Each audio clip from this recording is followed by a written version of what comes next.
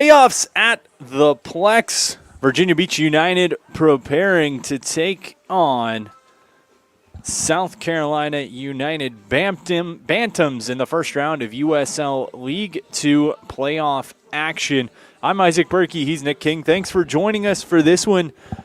A historic season for VBU. They look to keep that on the line. SC United looking to play spoiler coming in here to Virginia Beach. Thanks for tuning in with us. Virginia Beach United coming in with a record of 9-1-2 on this season, an 11-game unbeaten streak for the home side. They'll put on the line. SC United comes in 7-3-4 on the season, second in the South Atlantic. Next, second in the South Atlantic, second in the Chesapeake Division. We got a good matchup brewing here in the Beach. A fantastic matchup. You have a nationally recognized defense with Virginia Beach United that places top 5 in all of USL 2 league play. For those of you that do not know, that's 128 teams. And then you have a Bantam squad that scored 32 goals this season and is absolutely all offense, all big swings. It's going to be a battle on the back line for United and on the attack for the Bantams. And to be frank with you, Isaac, I'm thrilled to be able to see it. This Bantam team coming in, you teed us up perfectly there. The Bantams come in after a 6-4 defeat at the hands of North Carolina FC U23, but SC United has won 3 of their last 7, with 3 of those other being draws. VBU, we mentioned the 11-game unbeaten streak for the home side. They come in back-to-back wins in emphatic fashion. 6-1 over the Marauders, 3-1 over Charlottesville to secure their first berth in the USL League 2 playoffs. Really the only blemish, the only blemish, the opening match of the season against Lionsbridge, and one that they darn near got back in Newport News, taking on Lionsbridge toward the end of the season. Yeah, this is a matchup of a team that's really hot and a team that's been shaky as of late. The Bantams are at a disadvantage early. Though both sides are missing players, when we go through our starting lineups, you might see, that Sammy Murphy is not in the lineup for United. But the Bantams' leading goal scorer and Jack Stainrod, who tallied 13 netters this season, is out. And so they've been a little inconsistent without him. And you've seen that 3 wins, 3 draws, and then a massive loss to the first-place team in the South Atlantic Division. But nonetheless, this is a Bantams team that's going to need to start off hot if they want a chance to come in on the road and beat Virginia Beach United. Both these teams falling to the division winner. That set up this matchup here. We've mentioned those bodies missing from the lineup. Of course, college soccer just around the corner. But before we dig in a little bit more, let's run through the starting lineup. Starting for the Bantams. In goal, it'll be Jonathan Montaniu, Nicholas Theberg, Tomas Fernandez, Frederick Benedicts, Jed Smith, Hashimoto, Owen Barnett, Jacob Adams, Marquez Murr, Joshua Davies, and Jacques Fokum Sandu. And for the home team, Virginia Beach United wearing the red and blue. Nick, I'll pass it off to you. In net, we have Griffin Potter, no surprises. The back line features Franco Trodati, Josh Condit, Bomba Hermoso, and Jonathan Lighting. In the midfield, it's Alexander Moody, Colin Squirut, and Campbell Stalker. And on the attack, the front line, Ethan Taylor, Juan Valiente, and Sam Phillips. That front line for VBU, we talked toward the end of the regular season who was going to step in. Murphy out. Moody's played phenomenal. He had some time out of the lineup. For VBU, they seem to have found those pieces. I know you and I talked about it extensively the last home match of the regular season, but Sam Phillips comes in. He's been huge down this stretch, gets the call to start this one tonight. He's been huge, but he hasn't seen the pitch as of late due to the concussion he suffered in the final friendly match here against Ole Sporting. So Phillips, though he has been an extreme burst of speed off the bench, we haven't seen him much as a starter, especially as of late. So this is a big opportunity for a young fella to come in, make some plays, and start the game off with a whole lot of energy against a depleted Bantams team that honestly kind of struggles or is inconsistent at the very least on the defensive side. Another guy to keep an eye on offensively for VBU, right in the middle, Juan Valiente. He's used his head literally and figuratively to find gaps in the defense, but to put them home as well. He's been amazing. I mean, you can't deny what he's done. 3 goals, in the last 3 matches for Valiente is only 3 goals of the season, but they've come when it's mattered most, and those all came in monumental matches for United. And another guy that's been red hot, Isaac, is Bomba Hermoso. We called a game about 2 weeks ago where Hermoso had 1 goal in the season, and that came back on May 15th. Now, in the past three weeks, he's scored 3 goals. He's on a hot streak. And you got to watch out for him coming out the back line as well. The captain has been a key part of this team all season long. They're going to put heavy emphasis on him. The University of Charleston product playing a big role. But with that, we are going to pause. National anthem here in just a moment. Virginia Beach United and South Carolina United Bantams right after this.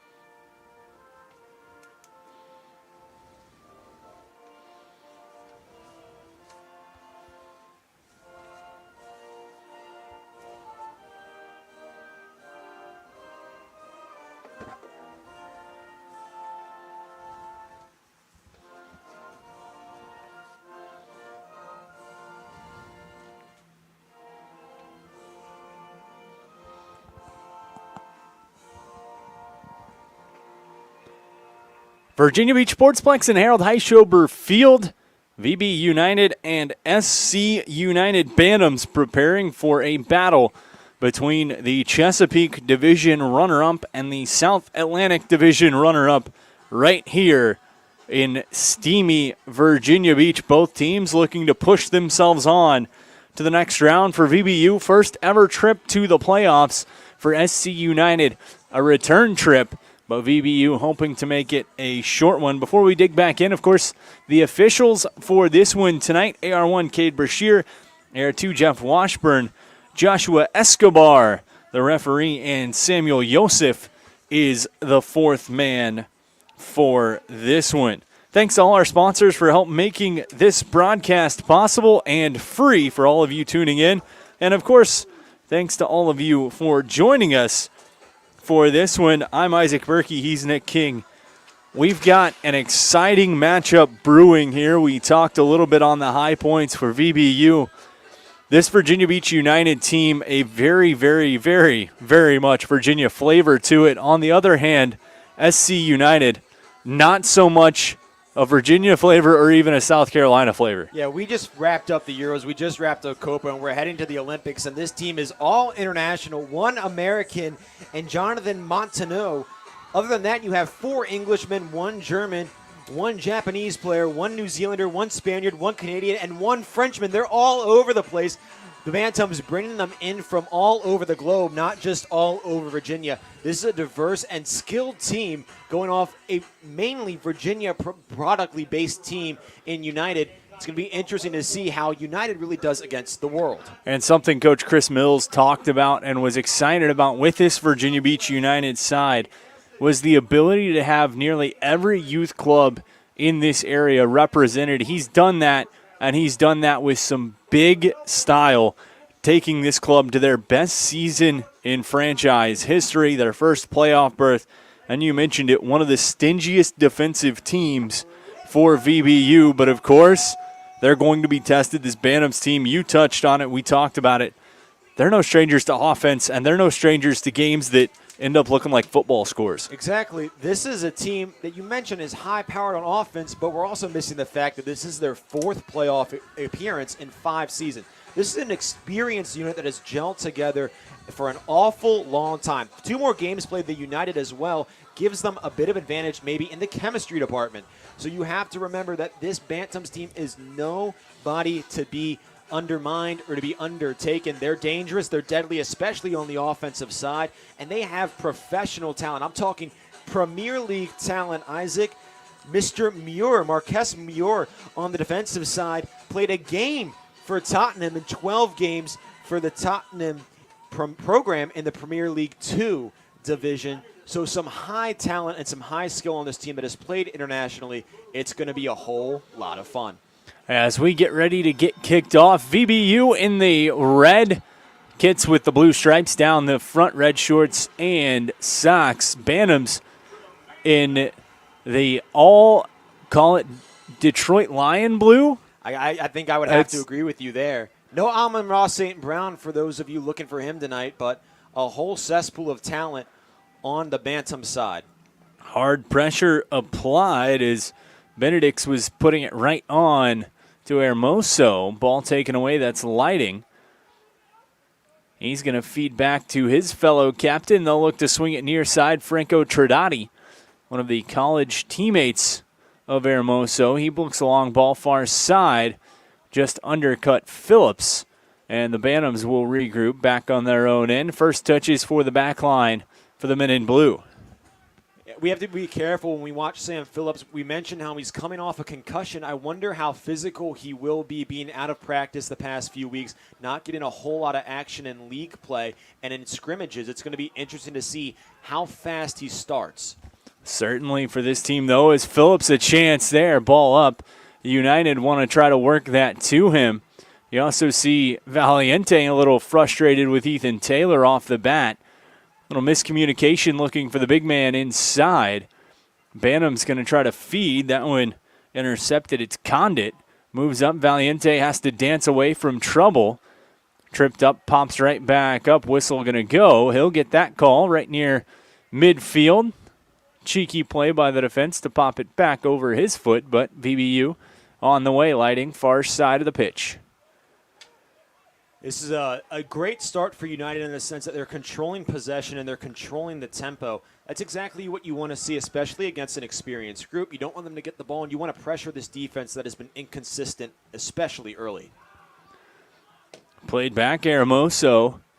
Pressure applied on him. Going to come away with that, as it was Sandu who was applying that pressure.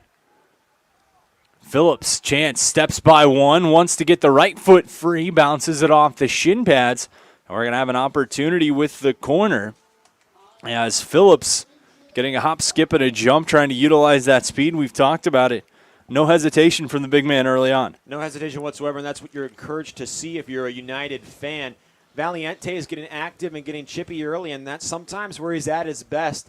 And Ethan Taylor, you saw those 2 far side crosses. He's getting the leg working early. The attack getting some reps in. Just no shots quite yet. We'll see if this corner leads to something equating a great offensive look. Franco Tradati to take the corner. Looks to get the big left foot in and push it toward the front of the net. Header pushed right back out. Tradati will get chance number 2.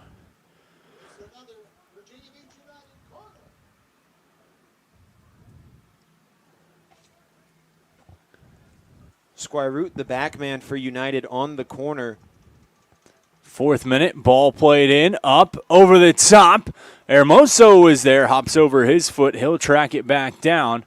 United keeps this one alive, feeding all the way back.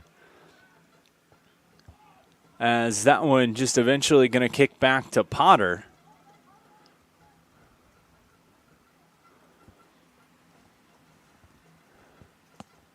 Through ball, middle, Valiente. Mistimed it, couldn't get a head on it. Bantams through middle of the pitch, pressure applied by Moody.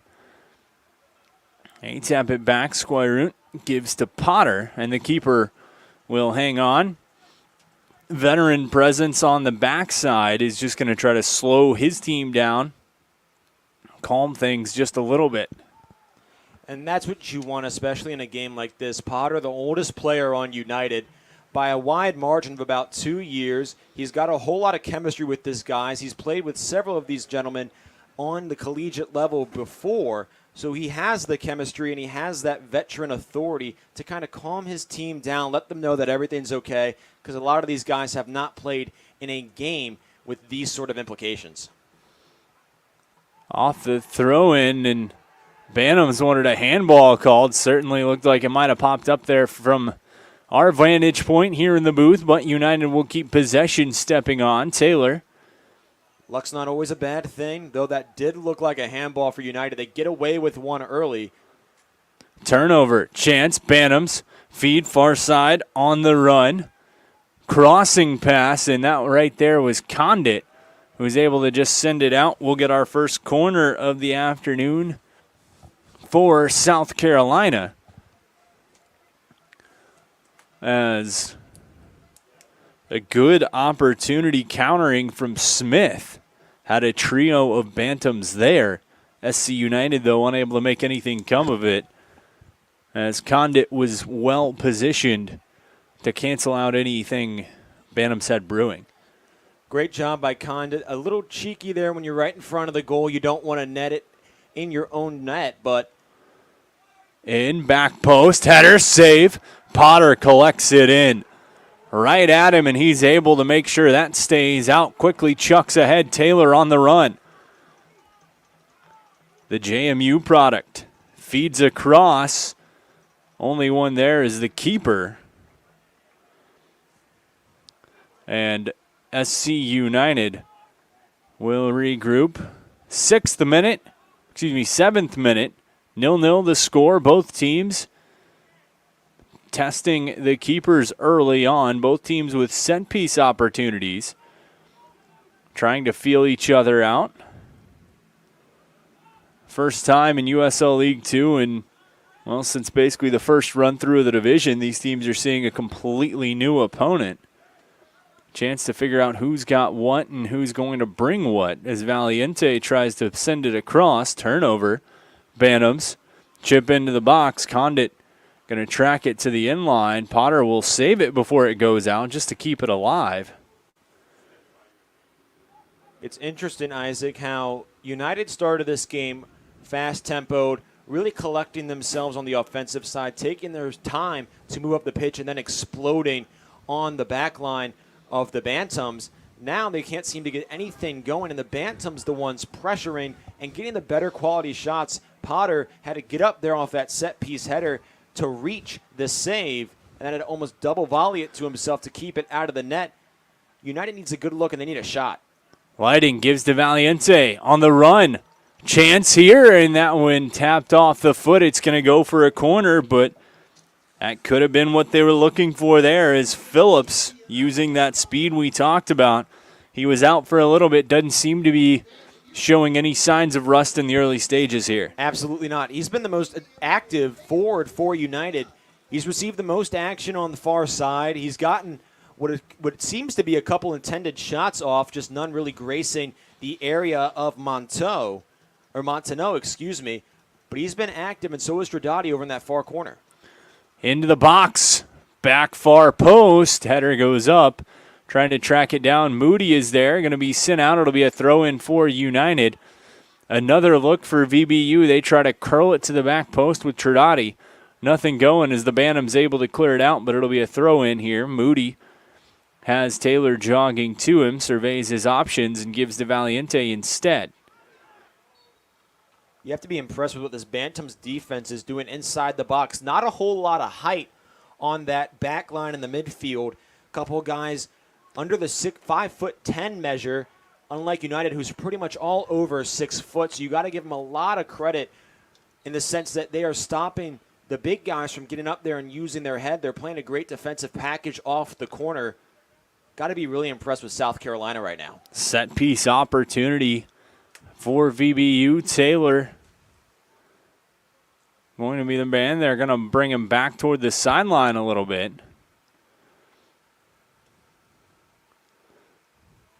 as he's going to look to curl this one into the box most likely. A two-man wall facing him. 10th minute, into the box, up, chance, save made. Ball is loose. Bantams able to clear it out. VBU, possibly their best opportunity. And that one foiled, however, though, on the offside whistle, but a good look for United, trying to get something going in the early stages.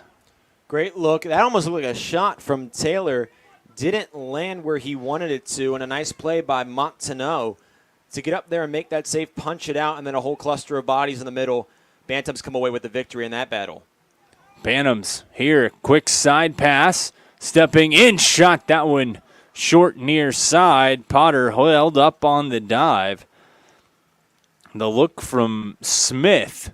He's been very active offensively early on, trying to make something happen here for the visitors, but 0-0 the score.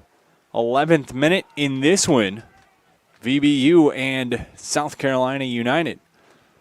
South Carolina with the best offensive look right now is Valiente eaten up by the turf monster and grabbing at his ankle. You can't have an injury at the attack position for United. You're already shorthanded without Murphy. If they lose Valiente, who's been red hot as of late, this could be extremely detrimental to how this game plays out if you're a Virginia Beach United fan. And a quick talking to for Muirs. Looked like he gave Valiente a little bit of an ankle tap on a flyby. Off the restart, United sends back to Hermoso. They'll swing around. Condit taps this one up. United looking to press the issue. We've seen them utilize that far side. Chances here. It's Murphy in. Valiente. Back shot. That one right at the edge of the box. Blocked. Taylor feeds across. Lighting.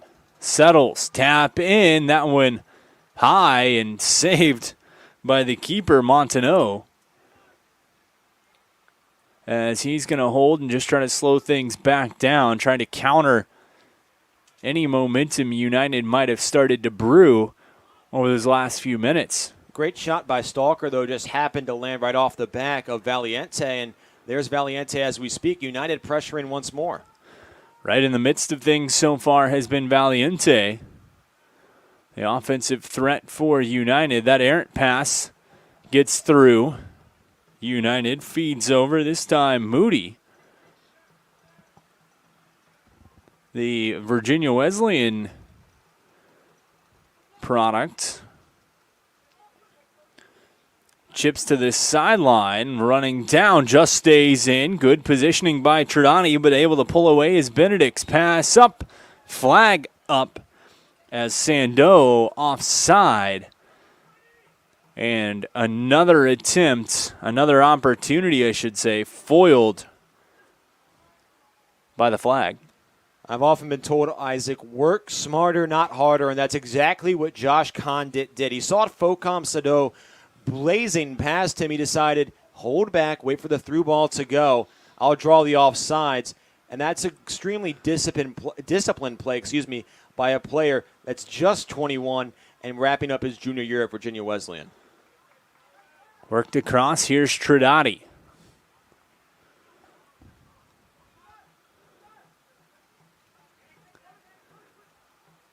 They push inside, a little forearm shiver.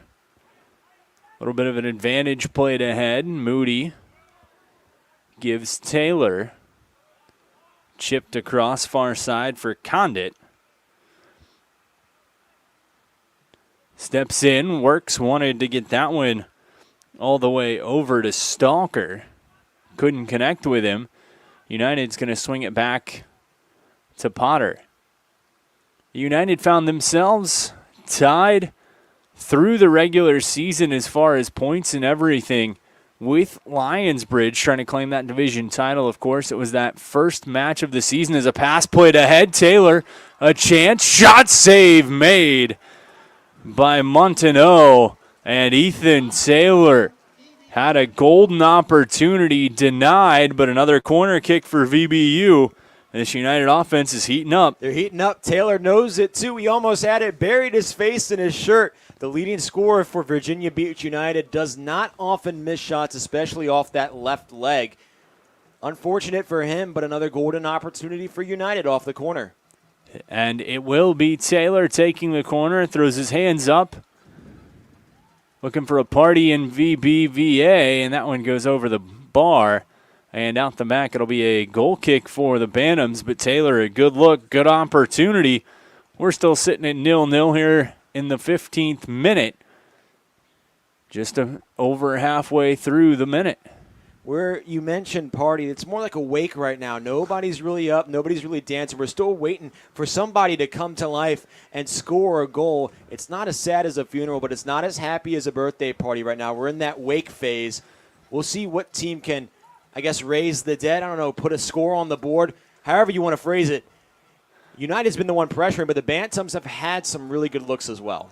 The enthusiasm coming from both sides, looking to see who's going to ratchet it up to the next level. VBU, several good opportunities, hoping they can make these roll down like a waterfall and keep things trickling on here as we enter the 16th minute. 0-0 the score. Ethan Taylor almost broke the deadlock.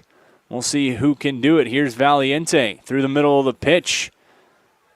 Positioning, outruns his man, tries to tackle. Whistle going to go on Valiente as he got caught up with Smith right through the middle of the field, drawing the whistle. It'll go to the Bantams. Smith and Muir in that exchange. Muir already got and has received a talking to from the officials, which comes to no surprise considering he leads the team in yellow cards with 5 and had 8 yellow cards tallied his freshman year at Kentucky in just 18 games played. So definitely a feisty one coming out of England. Used to play for Tottenham's program, and now takes his talents to the Bantams. Definitely really skilled, extremely physical. Just has to watch his aggression at times. But he's been a problem maker, Opportunity cutting to the middle, pass across, shot, chipped up wide, and it'll be a goal kick for United. Good look. Bantams trying to counter back. It's the Berg. He says, Taylor, I see you get a chance. I want one too, but we're still knotted at 0. 17th minute of this one. Plenty of action to go around. The question now, who's going to break the deadlock and put themselves in a good position as we approach the midway point of half numero uno? Almost a fatal mistake there by Squirroot. He had one against Lionsbridge where he let a couple attackers through the backside off a set piece from United, which led to a score that evened things up 2-2. So the new addition for Virginia Beach out of CNU has to be a little bit more disciplined and a little more careful with the ball, especially taking over for a guy as skilled and experienced as Cooper Kieran. VBU trying to play through to Taylor on that previous sequence. They've had a few come through him, certainly going to look to continue to utilize him. Taylor with speed on one side, Murphy on the other, as they look to counter here. Nice opportunity. Squirroot plays back. There's the captain and returner from last season's team. He certainly helped turn things around from last year to this year. Set a whole new tone for this organization. It's Bamba Hermoso. Throw in goes to SC United.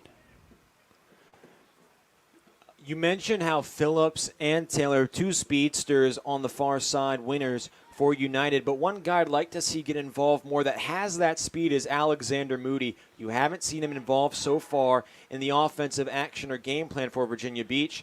He has 3 goals on the season, Isaac, and that's in minimal games played because he was out with an ankle injury. So I would like to see him get some more attention on the offensive side because he can be absolutely dangerous as both a shooter and a playmaker. Lighting pass across. There's the aforementioned Murphy. Taps off the defender. Taken back, tiptoeing the sideline. And Moody keeps possession for United. Middle of the pitch, Squirroot, Stalker. Dances away, Murphy. Looking to free up the right foot towards the middle, ball punched out. Squirroot trying to close the gap, can't get there. Stalker will collect. They feed Moody. He gets past one, tries to step, ball poked away. Taylor, long shot spinning, and the keeper, Montaneau, pounces down on top of it. He saw it coming through. Ethan Taylor getting chances, though. Didn't quite get all of that one. The first one, absolutely, that shot off the left foot was booming. That one just kind of got the top, a little bit of a knuckleball action off the turf. But he's getting frustrated out there. Don't know if it's anger or more nerves. But you saw him throwing his mouthpiece about 5 minutes ago, and he's buried his face in his shirt both times after 2 misses. He has to be a leader. He's the most experienced player on this front line for United. Taylor, hopefully, if that's not anger, has to lead by example. 20th minute and counting. Turnover just over midfield. VBU takes it back. Valiente back and forth with Murphy. Swings to the middle. Squirroot. Tridati. Into the box. That one, we've seen the power of his shots, and that one goes about 40 yards and out. It'll be a goal kick for SC United. You can tell early Virginia Beach United really liking what they see on the far side of the Bantams defense. That's Fernandez and Adams. They're not attacking Muir and Davies all too much, but they have a height advantage and an experience advantage and could be a talent advantage on that far side. They've been using Phillips. That one they tried to stalker, but Taylor and Tridati now both trying to fit it to that side to get Phillips involved and to get Valiente involved if he's in the area. So if you're the Bantams, you have to adjust and guard that far side because that is where United has been pressuring early. In the middle, opportunity far side. They were looking for a man coming up fast. That was Benedict's. But the ball going to go out, throw in for Virginia Beach United.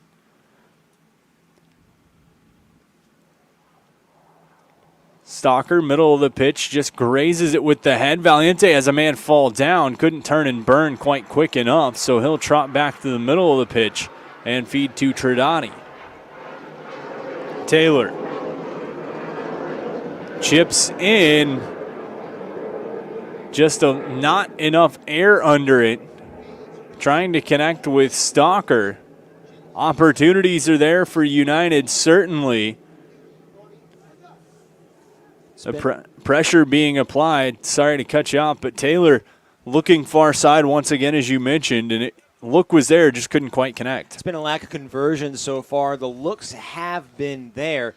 It's just the passes have either gone too high or too short. There has not one that's landed right at the tippy toe of Phillips or Valiente. It's sure to come, Isaac, but you don't know how many more of those looks you're going to get and how many goals the Bantams will or could score. This Bantams team we mentioned, they score and they score in bunches. Last match, despite being a defeat, 10 goals were scored in that match, a 6-4 game against North Carolina. As a centering feed tapped in, that one sent just wide. Hermoso pointing for the offside, but that's going to go out for a goal kick either way. 23rd minute as we just passed the halfway point of half number one. This Bantams team we touched upon at the start, but offensively has been very good this season. Look down the stretch over their recent run of a draw-win, alternating 2 goals, 4 goals, 3 goals, 3 goals, 2 goals, 4 goals. So a team that knows how to score in bunches, and we've certainly seen flashes of that tonight as Hermoso collects this one back. But for VBU, they've shown the opportunity to score quick and then shut the gate defensively. So 2 contrasting styles. We'll see which one ends up taking the day here from the Sportsplex. 24th minute, VBU and South Carolina United all knotted up at 0-0. First round of the USL 2 playoffs coming from Virginia Beach. You mentioned the Bantams offense, they score in bunches. Their highest goals in a match this season is 6, and that came against Wake FC in mid-May. United also has 6 goals in the game, and that came a week ago. These two teams just tend to score differently. one scores late in the game, they wear you down, as we have a whistle here going against United. But United wears you down. They score towards the end of the match, whereas the Bantams, they come out hot and they throttle you early and fast, and they're relentless. Two different styles, but definitely both have the potential to put up big numbers on our tiny scoreboard. Set piece set outside the box. Hermoso pleading for the official to give Sandu an Oscar. Instead, he's going to give him a free kick. As the Bantams set up to take this, it's the Berg, as well as one other. Call it just about 4 yards outside the box. A four-man wall turns and faces. Potter waits in goal. 26th minute, 0-0 the score.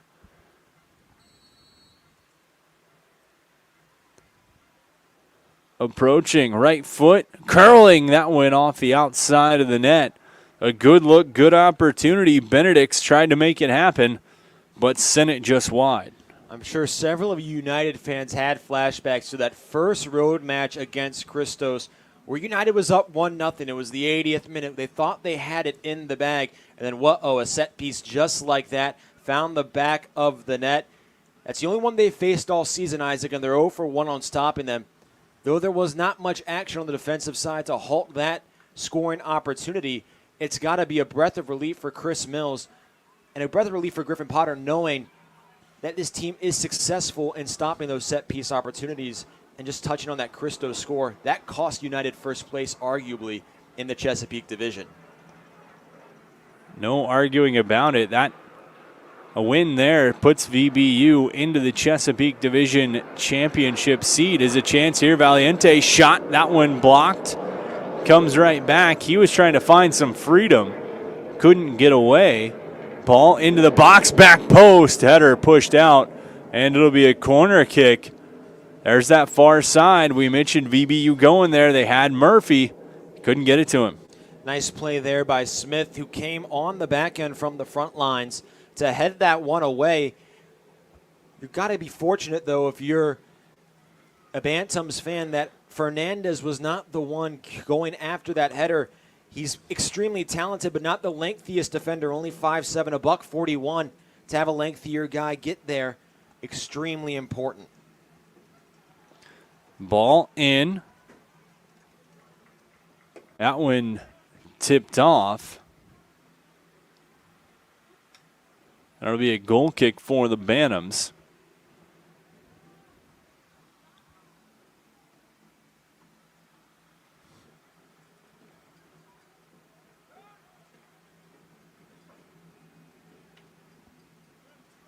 Played up far side, opportunity. Bantams just going to take their time, slowly swing this one through.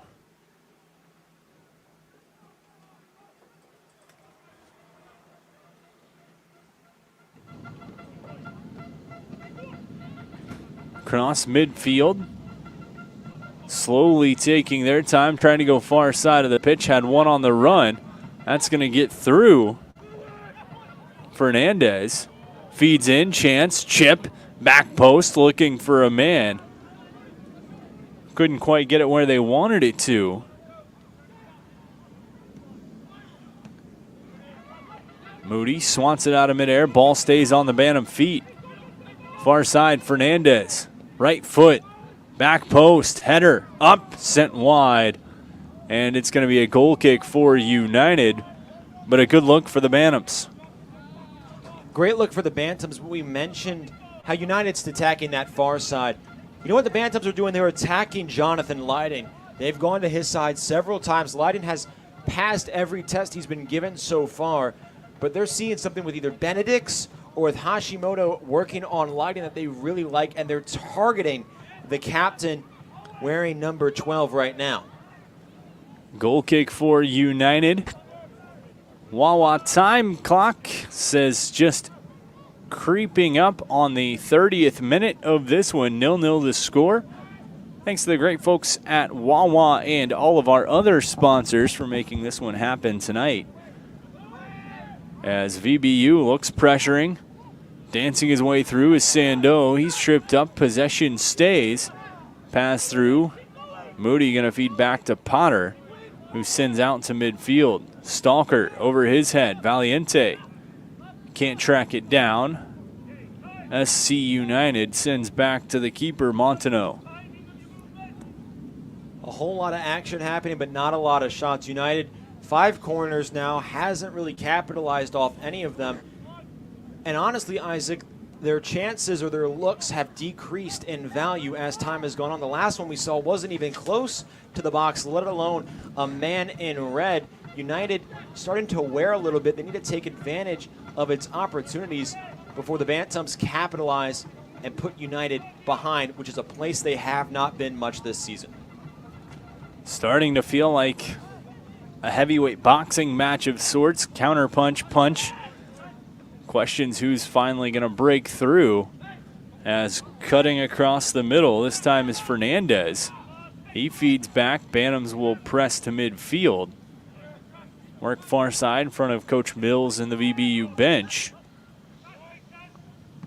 Right there is Hermoso to boot one out. Out kicks his coverage, and the Bantams will pull back near side. Fernandez feeds down the line, connects with a man, works in front, off the foot. United, Squirut, and he's going to take a hard tackle. Whistle going to go. Official going to have a nice little talking to, but a reset for United upcoming, and we're actually going to get a hydration break here in the 31st minute. 0-0 the score so far. VBU has had chances. South Carolina United has had chances. But so far the 2 division runner-ups vying for an opportunity to keep their dance card going. Nobody able to break through. Both teams still looking for that perfectly calligraphied invitation to the next round. Question is, who's going to pick it up off the table and run with it? And it seems like both teams, sometimes it's been nerves, sometimes it's just been lack of execution. This Bantams team has the experience advantage. They're a veteran squad. United, it's the first time here. You mentioned how it's a heavyweight boxing match, Isaac. No big blows have been thrown so far, and it almost feels like we have a middleweight and we have a lower ranked boxer in weight class moving up. This is a Bantams team. This is their 4th playoff experience. United has never been here. They've never seen a stage as bright as this. So they're coming up and trying to take a belt, take some experience, take a win away from a Bantam squad that holds the advantage in experience and has been playing hot on the offensive side in these past few moments. That said, certainly not to overlook the experience of this VBU side when it comes to collegiate playoffs.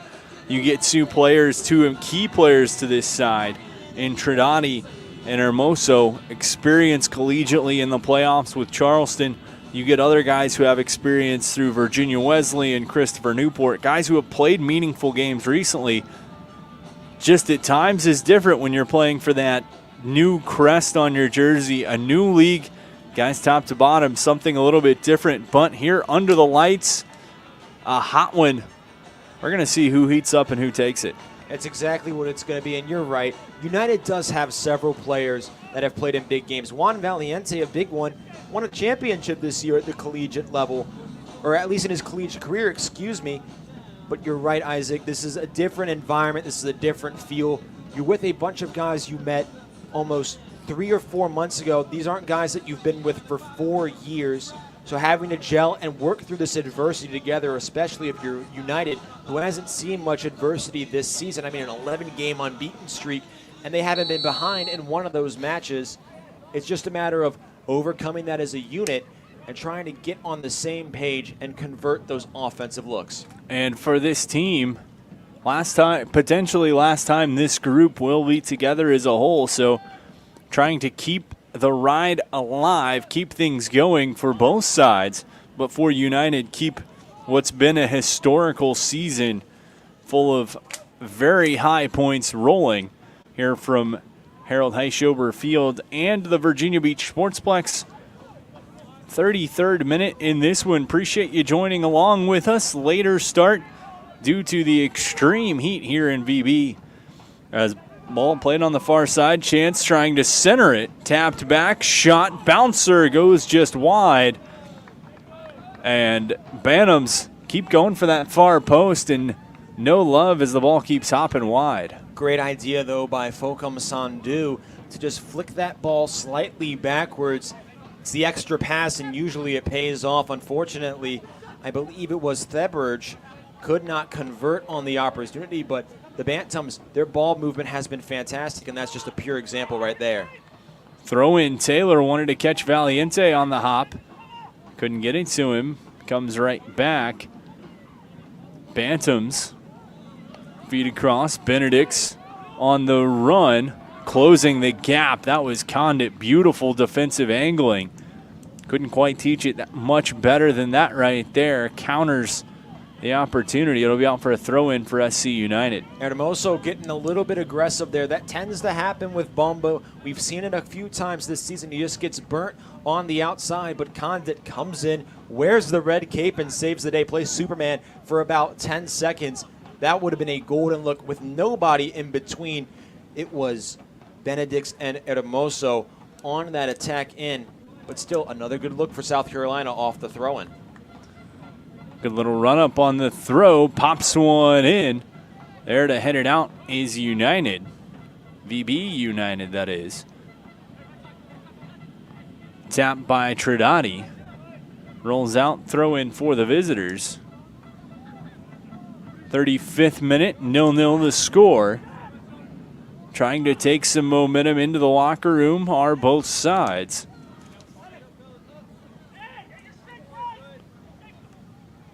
Stalker. Knocked away from him. Moody. Side tap. Kept. SC United. Feed. Fernandez looking to cross to the middle. Tapped out. Taylor felt the presence behind him. Decides to get on the run. Ball up. Handball called on Muir. United will go quick as Moody has lighting far side of the pitch, just able to get there. Good closing gap by Jonathan. Keep this one in, played up. United swings across. Moody. Chip, lighting. Looking to feed, right foot in, back post. Valiente, header, played up, still live. He falls down, ball pushed up. And United forcing the issue. This time it's Trinidadi into the box, scooped up by Montaneau. Back-to-back good chances. United starting to pick up a little bit of energy again, hoping the momentum will swing in their favor, but Montaneau saying no. You mentioned a couple moments ago how momentum will be big going into the locker room. Although there's no score, the momentum seemed to have been catering towards the Bantams. United a big possession there to draw some of that momentum back towards itself, but Montaneau has been great in net, unfazed thus far as he comes out to get that one off the head of Phillips. It's been impressive what the keeper has been able to do, and only his 7th start. And he's forced to make a big save there, as you mentioned. United getting Phillips back involved, but Bantams counter. Fernandez off the right foot. Feed. Centering, and that one went through the legs of the intended target, Fokum Sandu. Offside flag went up, though. Potter going to collect reset here in the 37th minute. 37th minute, obviously a clock is ticking as we inch towards the 45th. But the way that things are going in this match, it seems like a clock is ticking, and it's instead ticking down until when the Bantams finally get a shot that laces the net. They've been pressuring, and they've had really good looks. They just have been unable to convert thus far. Some on nice defensive plays by United, others just on lapses on the shot. But it seems like this team is really causing problems for this back line that we mentioned has been nationally fantastic all season. They need to get something going towards this second half because the Bantams have been banging at the drum. And really both sides banging on the doorstep.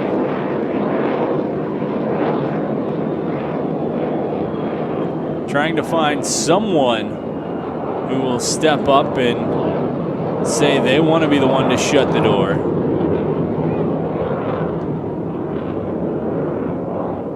As the pass too long goes out, throw in for United. Trinotti will collect from our local ball boys and girls there on the sidelines. Appreciate their support all season long. As Moody mentioned his ankle injury earlier in the season, was definitely missed in his time, but United using that to give other guys like this man right here a chance as Murphy in, feeds across. That went off the shin pads and down. It'll be a throw-in for the Bantams.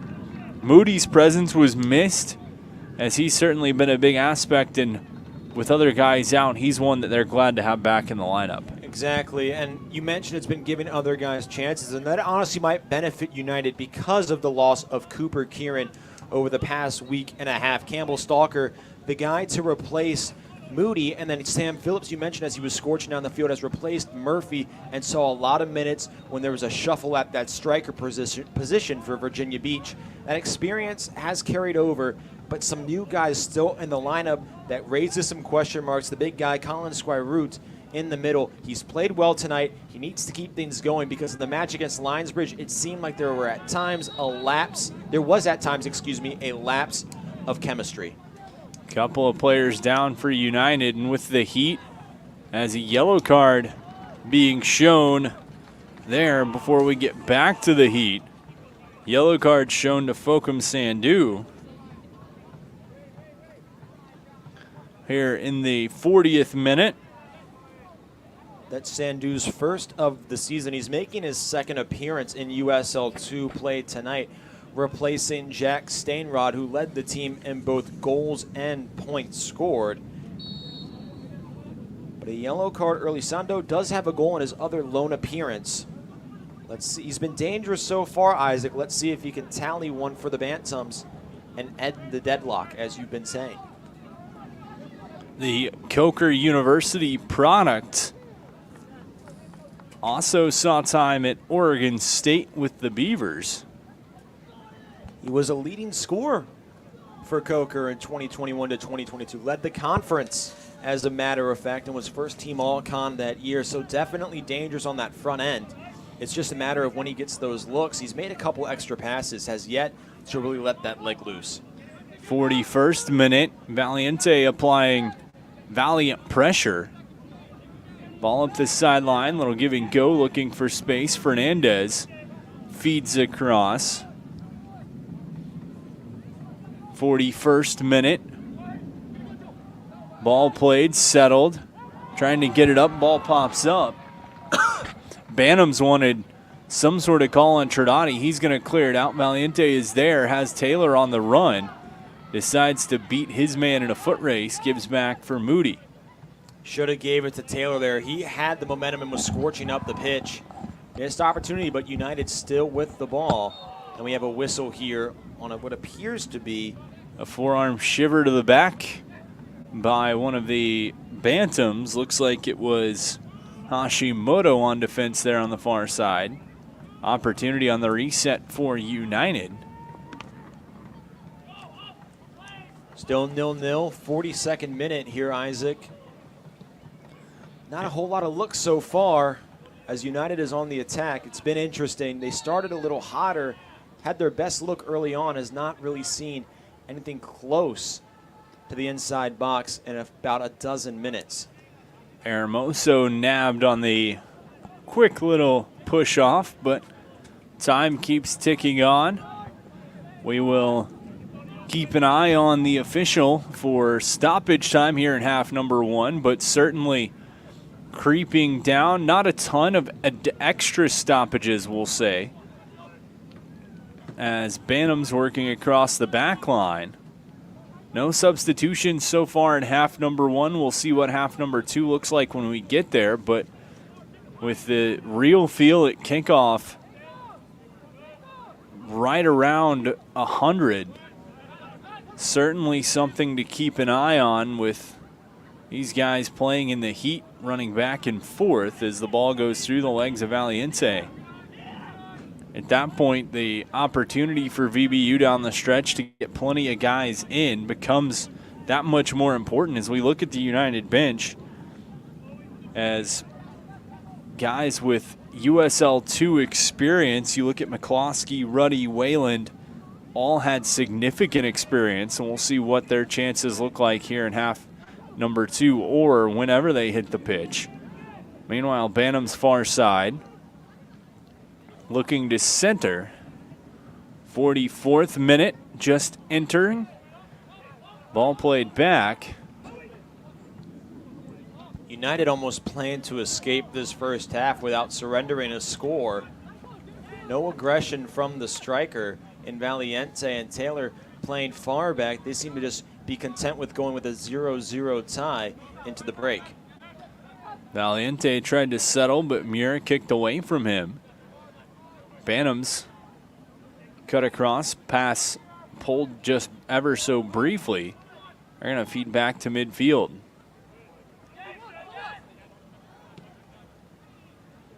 Fernandez.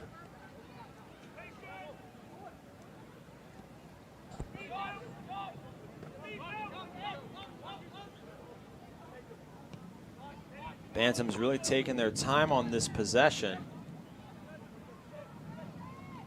Picking its shots. Watch out for Fernandez. He's had a couple great looks on that near side, crossing it towards Lighting, but he's been testing Trinidadi as of late.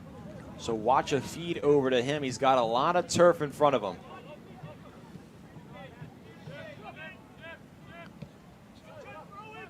Pass across, Fernandez. 45th minute. Again, we'll keep an eye on our official for stoppage time. Far wing, trying to cut to the middle, collision, ball just booted back the other way as the Bantam players slow to get up. Keeper Montaneau comes out to play it, feeds across. Isaac, I don't know if it's just me, but United taking an awful lot of walks here on the pitch. They seem exhausted while the Bantams seem fresh. Likely that momentum and that scoring presence that they've had, but it's been all South Carolina pressure and no extra time for the most part here at the Sportsplex. Just about 5 seconds, and then we get the whistle from Joshua Escobar. So 45 minutes in the books. 0-0 the score. VBU and SC United after 45 minutes of play. Nick, both teams had their chances. We saw the opportunities. Both goalies come up big, but if you're Coach Mills heading into the locker room for VBU right now, initial thoughts for your team? Couple things. Number one, you have to be more efficient on the cross pitch pass to Phillips or Valiente if you're Ethan Taylor or Franco Giudotti. Those have been your best looks coming off that cross, and they have just yet to convert. And similar falling off that point, number two, you have to be better on the corners. Better ball placement, greater efficiency, have something ready to go, know who you're going to, and expect the ball if you're in the box. It seems like sometimes there have been some bodies huddled, there have been some crosses that have gone too far or gone too short. But number three also, if you're the defensive line, you have to stay back and you can't let anybody through you. That's where the Bantams have been at its best. In transition, they have been attacking relentlessly. It's been Fernandez, it's been Sando. You have to stay back, you have to remain disciplined, and you have to keep Griffin Potter's job as easy as possible, especially against a striking, high efficiency, high productive team like South Carolina. 0-0 the score. First half in the books. We're going to step aside. We will be back with second half action from the Sportsplex. VBU and SC United tied at 0. First round of the USL 2 playoffs.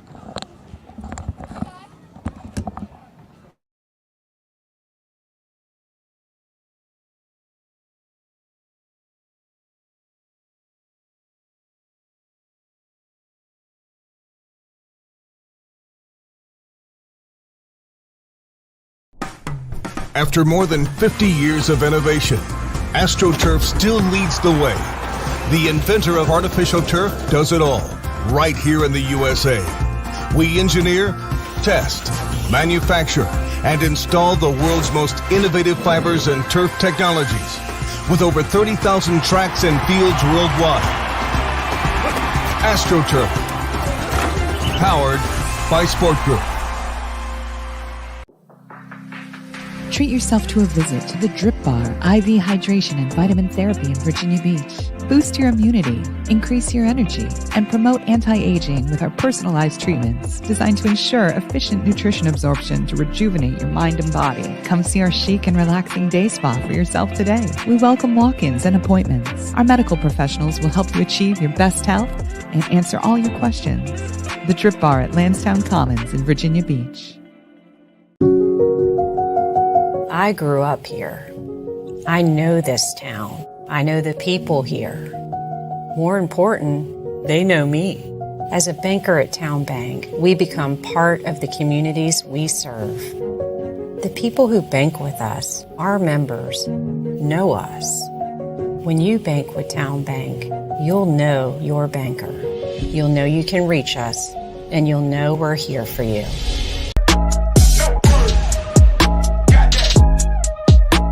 Established in 1997, Rush Soccer has a proven track record of player development and produced hundreds of professional players over the last 25 years.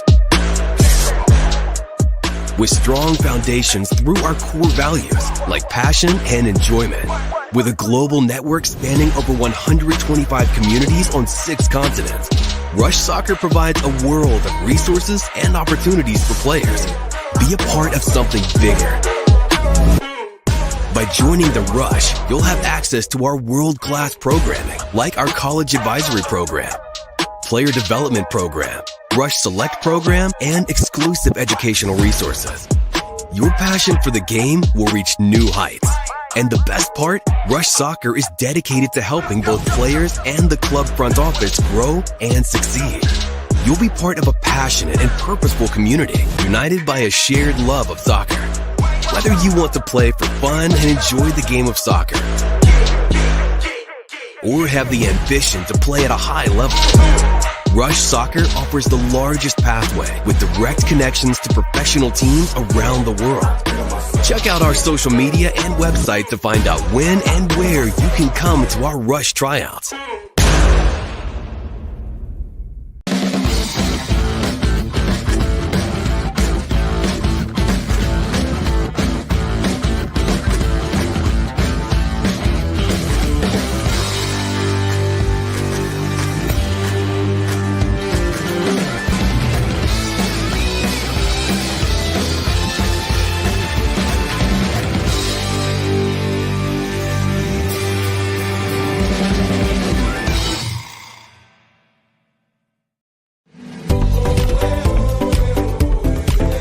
As a lifelong local, avid waterman, coach at Kellam High School,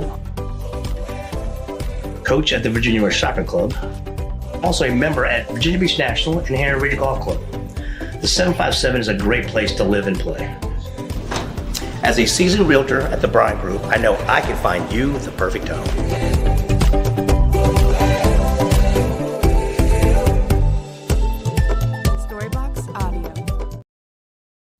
Well, it's everybody's favorite time of year again. Time to prepare to make your annual donation to that infernal revenue service. And if you're like me, you need help. Help to keep that donation as small as possible. So get off your W-2 and call John Maynard at John's Tax Service. 455-6763.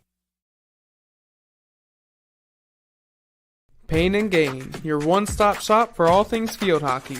Located in Princess One Shopping Center, Virginia Beach, we carry everything you need on the turf, from black sticks, turf shoes, mouth guards, and much more. Try out your stick before you buy in our synthetic turf area. Pain and Gain. Embrace the pain, enjoy the game.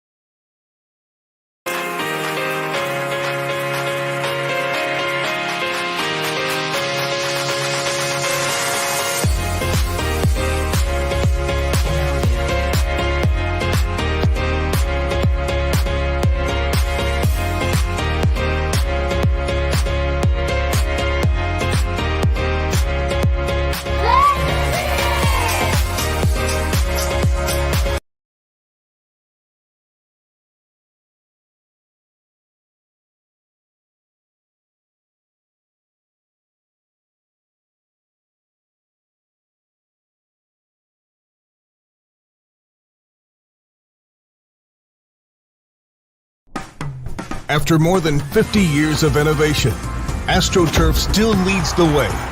The inventor of artificial turf does it all, right here in the USA.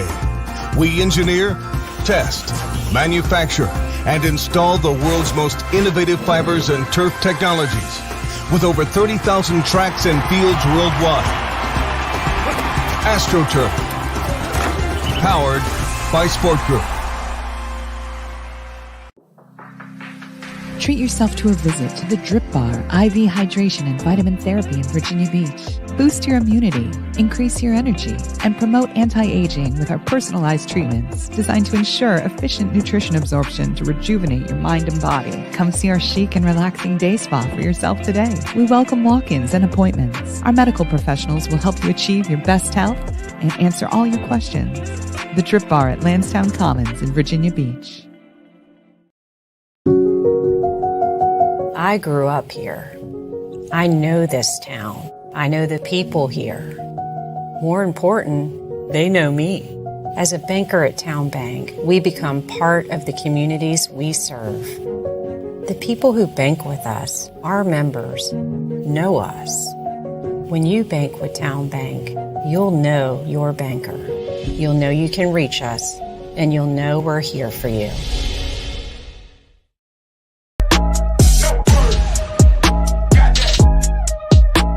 Established in 1997, Rush Soccer has a proven track record of player development and produced hundreds of professional players over the last 25 years. With strong foundations through our core values like passion and enjoyment, with a global network spanning over 120.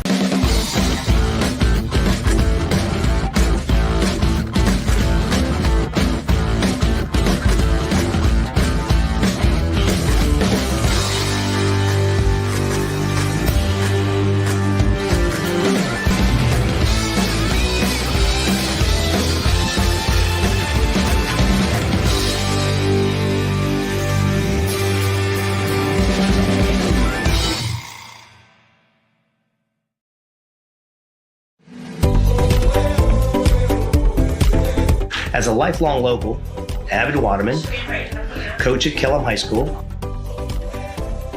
coach at the Virginia Rush Soccer Club, also a member at Virginia Beach National and Henry Region Golf Club. The 757 is a great place to live and play. As a seasoned realtor at the Bryant Group, I know I can find you the perfect home.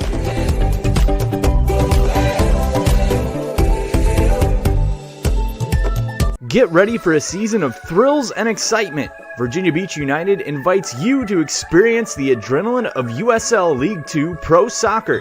Tickets are only $10 for adults, $7 for kids, and children 5 and under are free.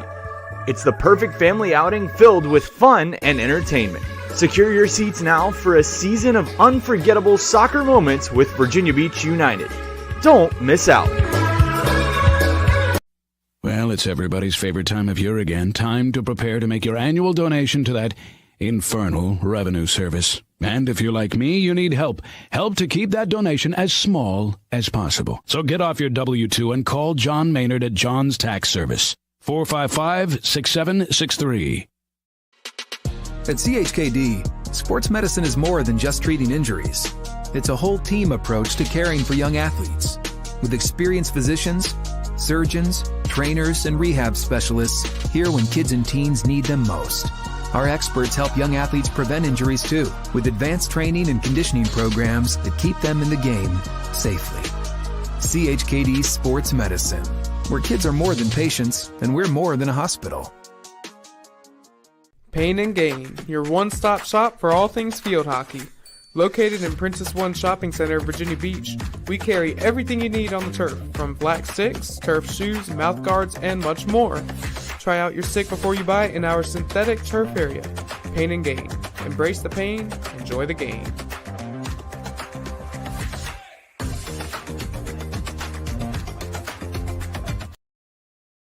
Pain and Gain.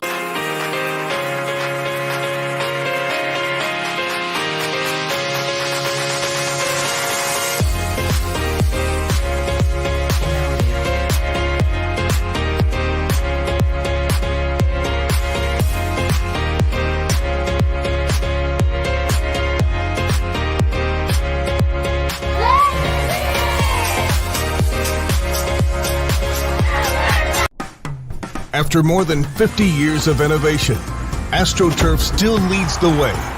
The inventor of artificial turf does it all, right here in the USA. We engineer, test, manufacture, and install the world's most innovative fibers and turf technologies, with over 30,000 tracks and fields worldwide. AstroTurf, powered by Sport Group. Treat yourself to a visit to the Drip Bar IV Hydration and Vitamin Therapy in Virginia Beach. Boost your immunity, increase your energy, and promote anti-aging with our personalized treatments designed to ensure efficient nutrition absorption to rejuvenate your mind and body. Come see our chic and relaxing day spa for yourself today. We welcome walk-ins and appointments. Our medical professionals will help you achieve your best health and answer all your questions. The Drip Bar at Lansdowne Commons in Virginia Beach. I grew up here.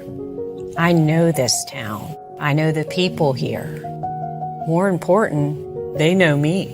As a banker at Town Bank, we become part of the communities we serve. The people who bank with us, our members, know us. When you bank with Town Bank, you'll know your banker. You'll know you can reach us, and you'll know we're here for you.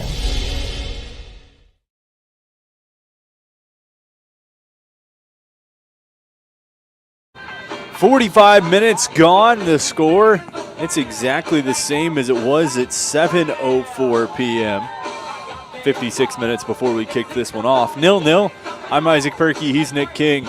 USL League Two playoff action from Harold Heischober Field and the Virginia Beach Sportsplex.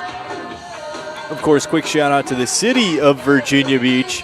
For those of you used to seeing our lovely scoreboard in the left end zone here, you're looking at a miniature camera or miniature scoreboard in the right end zone because the city providing a very, very nice donation.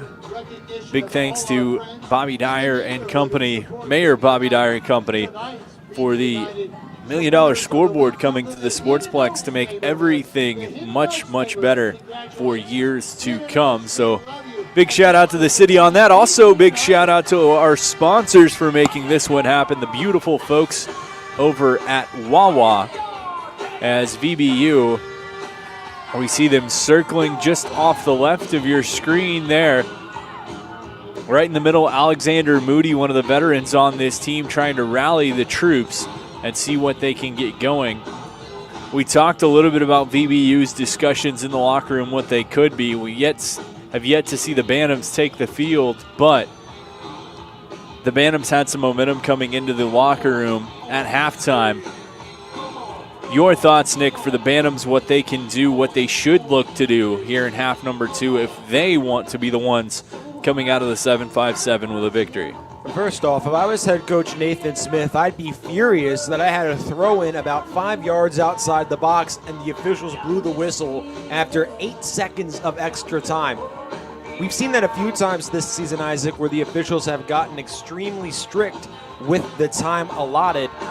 But I would just say keep doing what you're doing, but just make sure you keep yourself composed in those chances. They have the momentum, the Bantams that is. They've had the better looks in the past 20 minutes of game time. They just have yet to convert. They've had some great looks shut up, by the man up front, Jacques Faucon-Sando, who has dished the ball several times. Fernandez has been active. They've been targeting Jonathan Lighting. So keep targeting Lighting. If that's your strategy, he's been behind a few, but just keep striking the ball because one's bound to find the net. These guys are pure goal scorers. So I'm very encouraged, and they have, we mentioned earlier how the defense has been inconsistent. The defense has been tried and true so far. If you're Nathan Smith once more, I just say keep doing what you're doing because right now they're playing a winning football match. On the other side for VBU, offensively, Sammy Phillips, Ethan Taylor, Franco Trinati, really whoever's been hopping in, they've kind of been targeting that far side, the defensive grouping of Adams and Fernandez. And that's what they got to keep looking for is the opportunities played to the through ball chances there. VBU has the speed, they've shown it. They've just got to capitalize on it. That's been the big issue, is just execution. They've had the looks, they've had the chances, they just have yet to execute. And that far side has been open that we talked about will be the near side in this portion of the match. But maybe if I'm Chris Mills, I tell them to slow it down a little bit. If they're going to be a little wild and reckless, maybe slow things down, get a momentum going, get some chemistry, get some rhythm, and then try that far side cross, because thus far it hasn't worked to fruition in favor of Virginia Beach United. And a couple of substitutions for VBU. We'll get through those in just a minute.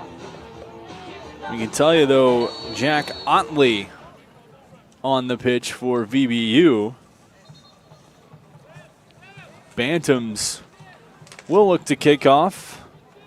Couple of balls out to the pitch. Of course, we can only play with one.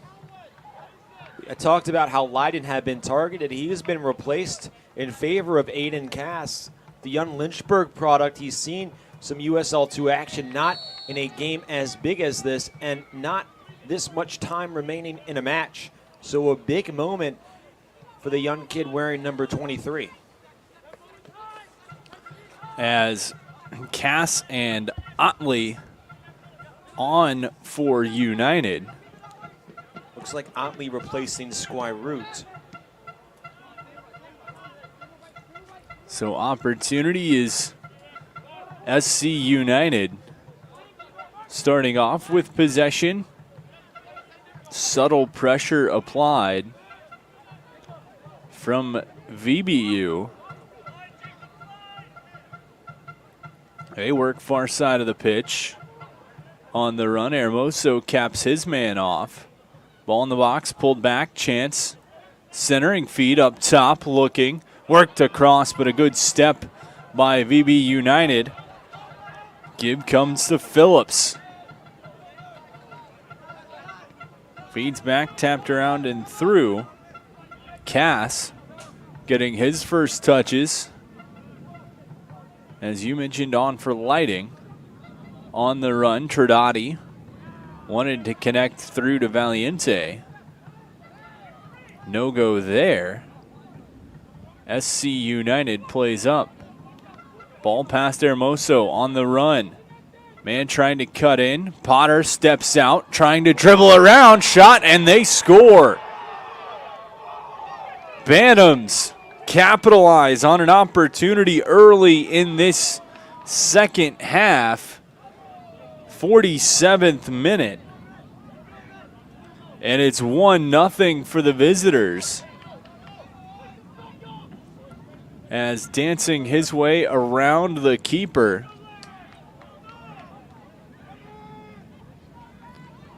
And tucking that one past Potter. 1-0 SC United. As it looks like it was Benedict's able to get the visitors on the board. They lead 1-0. And we saw earlier Hermoso on the far side taking a risk and getting beat around the edge. At that time, Condit came in and saved the day.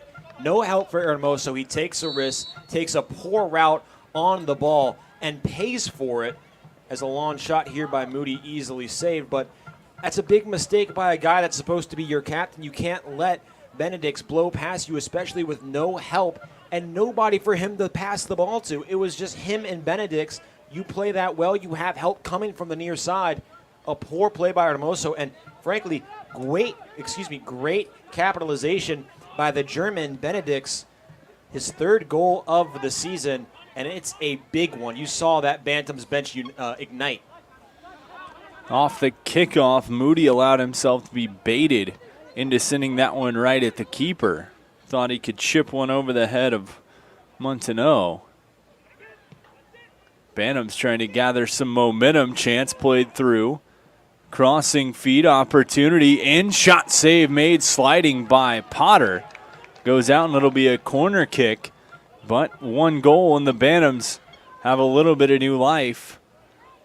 Trying to double this lead. Good opportunities here early on. 49th minute. 1-0 South Carolina leading. VBU looking for their opportunity to counterpunch and draw even. Potter visibly upset as well. He was yelling at the defense after the goal and yelling at them after that shot. United needs a turnover, and they need to capitalize quickly. They've got nothing going.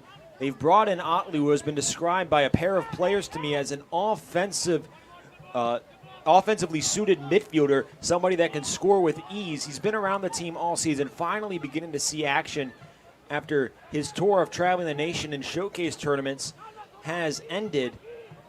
But they've brought in the guys that are supposed to be able to score, and they need to show out because right now there's no tomorrow, and they're down 1-0. Ball coughed up, but right there to boot it out is Condit. Far side, Bantams trying to center.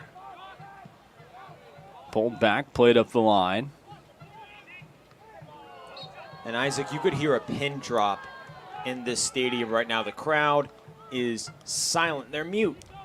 No noise coming right now. All the energy that was surrounding United heading into this match and beginning it has depleted in phenomenal fashion due to the Bantams' relentless offense.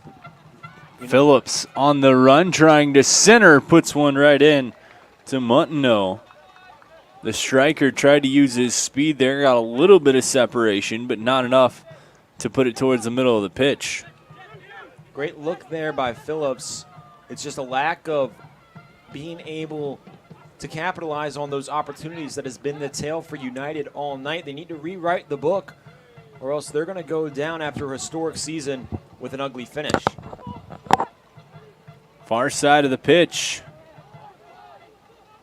SC tapped across. Hashimoto dances one up, feeds back. Bantams swing around.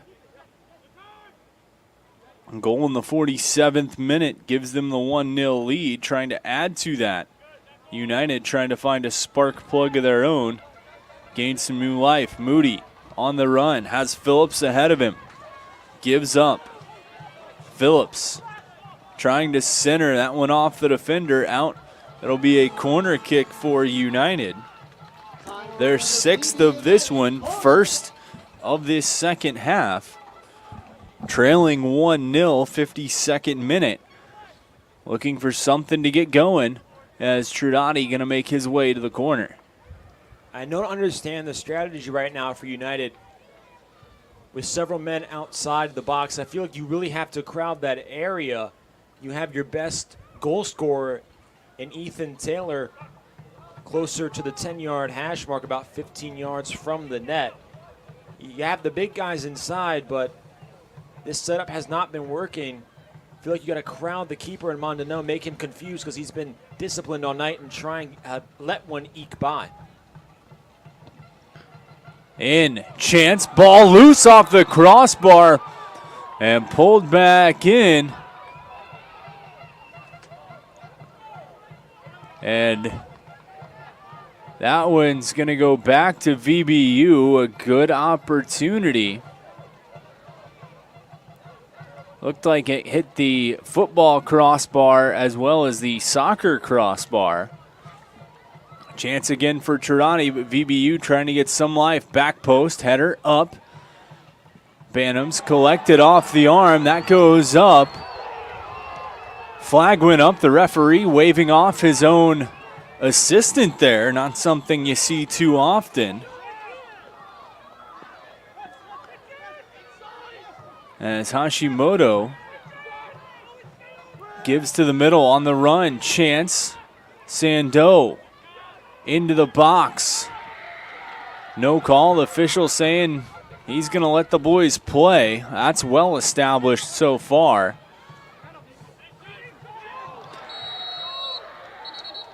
Whistle goes and a card going to be shown to Moody. Quick on the card after all the back and forth and the no calls. Traditionally, I would say, Isaac, that if you're not going to make the handball call, which evened out because there were two handballs each on, one on United that was missed and now one on the Bantams that was missed, you have to be lenient, especially after that no call in the middle there. But it seemed as if Moody was tracking down number 2 for the Bantams in Nicholas Theberge, and just rammed his shoulder into him. Clearly intentional on Moody's part, and if you're the captain and a veteran on this team, you have to be more disciplined. Obviously, frustration is brewing, but you have to remain calm and composed if you want a chance to come away with a win in this match, or at least even things up going into the latter portions of it. 54th minute, VBU down 1-0, just keeping it in. Headman listening to his line that time. As ball goes out, it'll be a throw-in for the Bantams. Long throw, far side. Hermoso tracks and pulls away from Benedict's. Out down the line, throw-in comes back for SC United.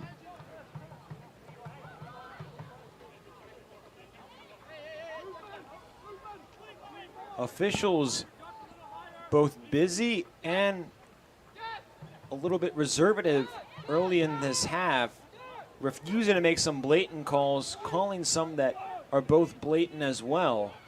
Some inconsistency along with the correct calls, but United nonetheless not coming away with anything positive in any of them. As this one out, and it'll be a corner kick opportunity for SC United. 1-0 game here for those of you asking. 56th minute. All Bantams as of late, and they have another corner. Benedict's the goal scorer for the Bantams in the 47th minute. We sat 0-0 at halftime. Into the box, played out by Moody. Top of the box kept Bantams. Loose ball, VBU tries to play ahead. Phillips has numbers in his favor. He's getting hawked down from behind. Works across. Taylor tries to step. Wanted a call, not going to get it. Right inside the box. Bantams come away. He'll try to track down the defensive Muir. Plays to the middle. Moody takes hold. Otley back to Moody. Gibbs, Phillips, right side, centering in. Didn't have anybody going to the back post. Keeper was there to get it, Montaneau. It stays 1-0 South Carolina United here in the 57th minute. Great play by Muir, and you saw the eruption by Montaneau afterwards, shouting, I'm sure very clean terms of encouragement to his defenseman, who is arguably the most experienced and best player on this Bantams pitch right now. But the difference between Montaneau and Potter sulking, almost barking at the defense in an angry tone. Montaneau throughout the match has kept things light, exciting, as we have a whistle. Potter needs to step up in that leadership role. He's one of the older members of this team, but right now being outclassed in terms of body language by Montaneau, who's just a sophomore at UAB. Hermoso hauled down from behind on that chase. Potter will take the free kick. Keeper has been all league this season for VB United. Ball tracked down just shy of midfield. Valiente looks to work through. Otley tripped up big time. Play will continue. On the run. Bantams work near side. Sandeau gives over this time Theberge.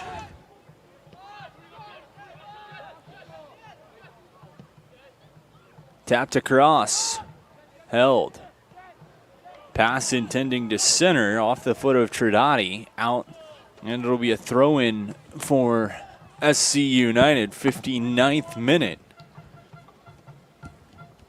Energy was already draining. It seems to only be draining here at the Sportsplex. The more the Bantams are pressuring Virginia Beach, the less positive emotion is shown in the stands and on the sidelines. See the Bantams player huddled in angst. United almost sulking on the bench, hands on their heads, worrying that this could be it. Into the middle, Chance headed out, held. Shot off the volley, goes off of a defender in front. It'll be a corner kick as Cass was in the right spot to prevent that shot from Hashimoto from finding the back of the cage.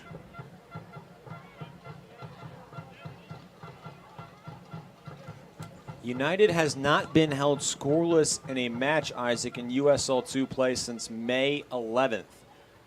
That's the only loss of the season. Every other game, they've at least marked one, and they've either won or drew in those matches. The Bantams' defense, which we questioned early on due to its consistency, has stifled a United offense that, though it doesn't put up the same numbers, does not go away with zeros on the scoreboard.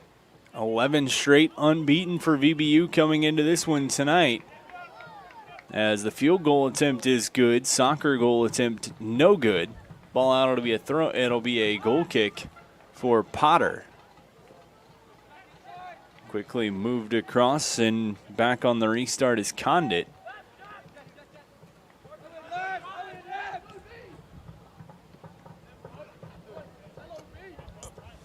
Ball movement on the front end right now, just not clicking for Virginia Beach. Its best look came off that first set piece in the second half. It's 6 of the match. But right now, the ball movement from Valiente and Phillips has just not been clicking with the other men in red.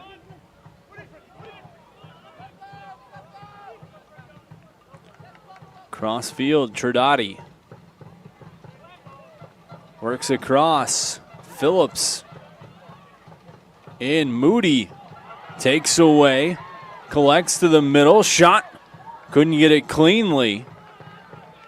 Montano stops it and just runs up, but a good effort by Moody trying to bring some life back into this VBU side, get a little bit of momentum swinging in their favor here in the 61st minute. Good effort, but bad execution. Moody visibly upset and showed it on that hit to Thaberge about 10 minutes ago. That time moving to his left, falling off his back foot, using his non-dominant foot to try and shoot that one. Squibs it off the turf. Good idea, just bad execution and maybe not the right time for Moody, as you had numbers to both your left and right. Middle. Stalker plays back. Hermoso swings cross pitch. Cass. Moody. Give and go. Phillips. Wanting to center. Cuts back. Left foot around. Right foot. Shot chance. Ball is there. Collision inside the box. And the whistle going to go against United. Valiente down for Virginia Beach. Grabbing at his face, not sure if he caught a cleat. I believe it's Adams down for the Bantams. Both players back up. Ball comes back inside the box. It'll be a opportunity off of the restart for the Bantams. Up 1-0, 63rd minute. See our temporary scoreboard in the top right of your screen there. Of course, big thank you to the city of Virginia Beach and Mayor Bobby Dwyer again for the incoming scoreboard here at the Sportsplex, ready for next season. Of course, make sure to keep your eye out as things go on. Certain to be another good season here for VBU after a historic one this year. Hoping to keep things rolling, though. Certainly not over yet. 28 minutes and counting. Trailing 1-0. Worked across. Stalker. Valiente back to Stalker.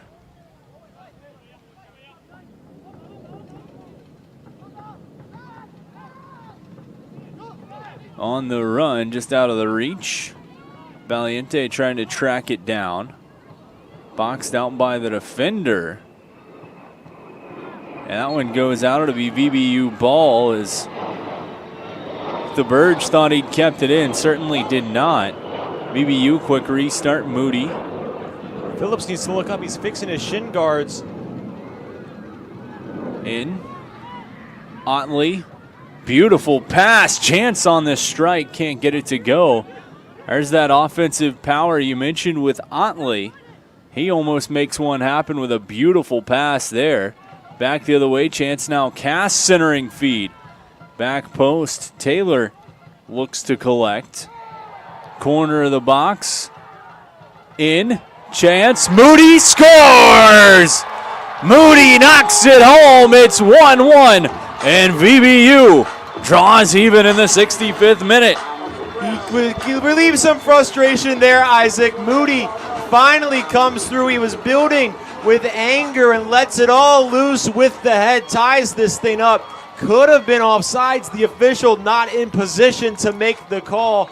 And Virginia Beach maybe catches a break, but gets a huge roar of success and a huge eruption from the fans due to Alexander Moody. Alex Moody coming in huge for the home side. And a beautiful feed from Ethan Taylor to send it right across. Moody comes up clutch for VBU. They find new life. The net mouth scramble, and Moody adamantly getting the fan base pumped back up. A beautiful header, beautiful execution for the boys in red. You see Moody and Phillips there trying to get the fans on their feet. And certainly that goal will do it. 66th minute. VBU and SC United all back knotted up at 1 apiece. We got a new ball game. We sure do, Isaac. Things were extremely quiet here in the Sportsplex. Things were looking a little bit dire, all things considered. Granted, there were 25 minutes left in the match. But Ethan Taylor, who has been United's best offensive player all season, no questions asked, makes a play when it's needed and finds the captain, El Capitan, Alexander Moody. Chris Mills, guy out of Wesleyan, comes through and makes a huge play for the first-year head coach. And I don't think he could have written a better first goal in the match for United. If you were trying to write a story about it, a huge goal levels things up, and now United pressuring once more with all the momentum. Stalker finds space. Hermoso going to feed cross pitch to Trinidadi. Big left foot in. Chance. Valiente offside. Beautiful looking opportunity. Valiente raises his hand, says, I'll be the scapegoat on that one. That's on me. Restart to the Bantams, but VBU, fresh life after that Moody goal. Fresh life, and it seems like fresh legs. A lot of movement, a lot of high energy right now coming out of the 10 playing the field. Potter has relaxed his shoulders a little bit, a little looser visibly. And Montenot, who was physically and just visibly as well, passionate, excited, felt things were going to go their way, has calmed himself down, put his game face on for the final 25 minutes. Into the box and high, wide, long, off target. Goal kick for United. 68th minute. Potter just moves near side. Cass.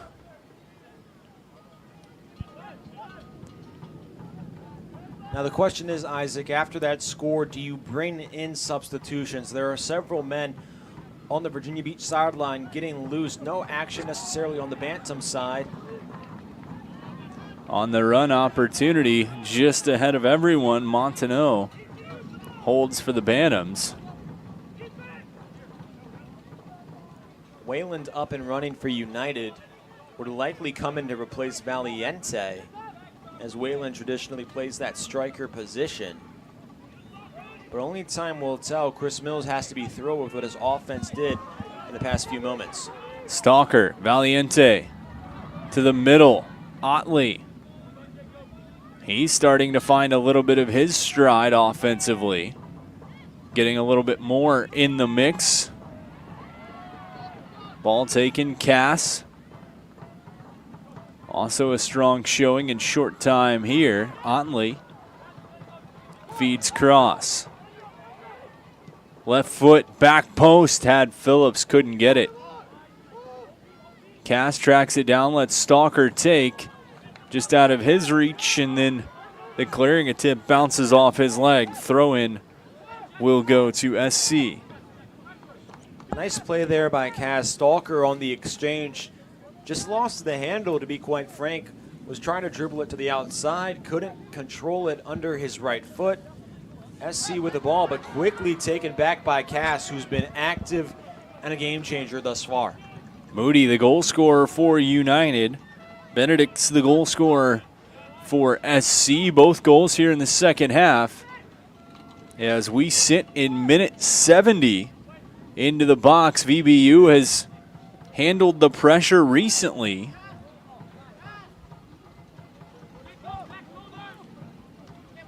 If I'm Coach Mills, I'm telling Hermoso to take a few more steps back, considering the fact he was beat on that goal by Benedict's.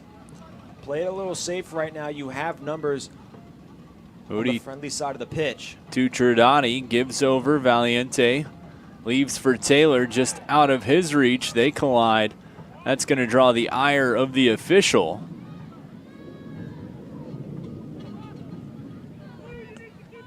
Two cards issued so far tonight, one to Focam Sando and one to Moody, the Virginia Beach goal scorer. Other than that, the officials letting the guys play for the most part. Inconsistent on the handballs, but nonetheless, physicality-wise, relatively consistent with the whistle. Middle of the pitch, swung across. Montenot takes, trying to direct traffic. Little extra pep in the step of the United attack as they rotate through on almost a shoestring across. Otley, Valiente, and Phillips. Phillips steps into pressure. Ball played through the middle of the pitch. SC United looking for a chance. Condit cutting an angle. Step is made by Hermoso. Ball going to go out. And out it goes. It'll be a goal kick. Potter had it in his hands. He's going to quickly set and push back the other way, trying to catch SC United. Paused a little bit. On the run. Up. No flag. Phillips settles. Feeds. Otley splits the D on the line. Centers. Chips back. Chance. Taylor was there. Collision in the box. Montenot whining to the official as both Taylor and the defender down.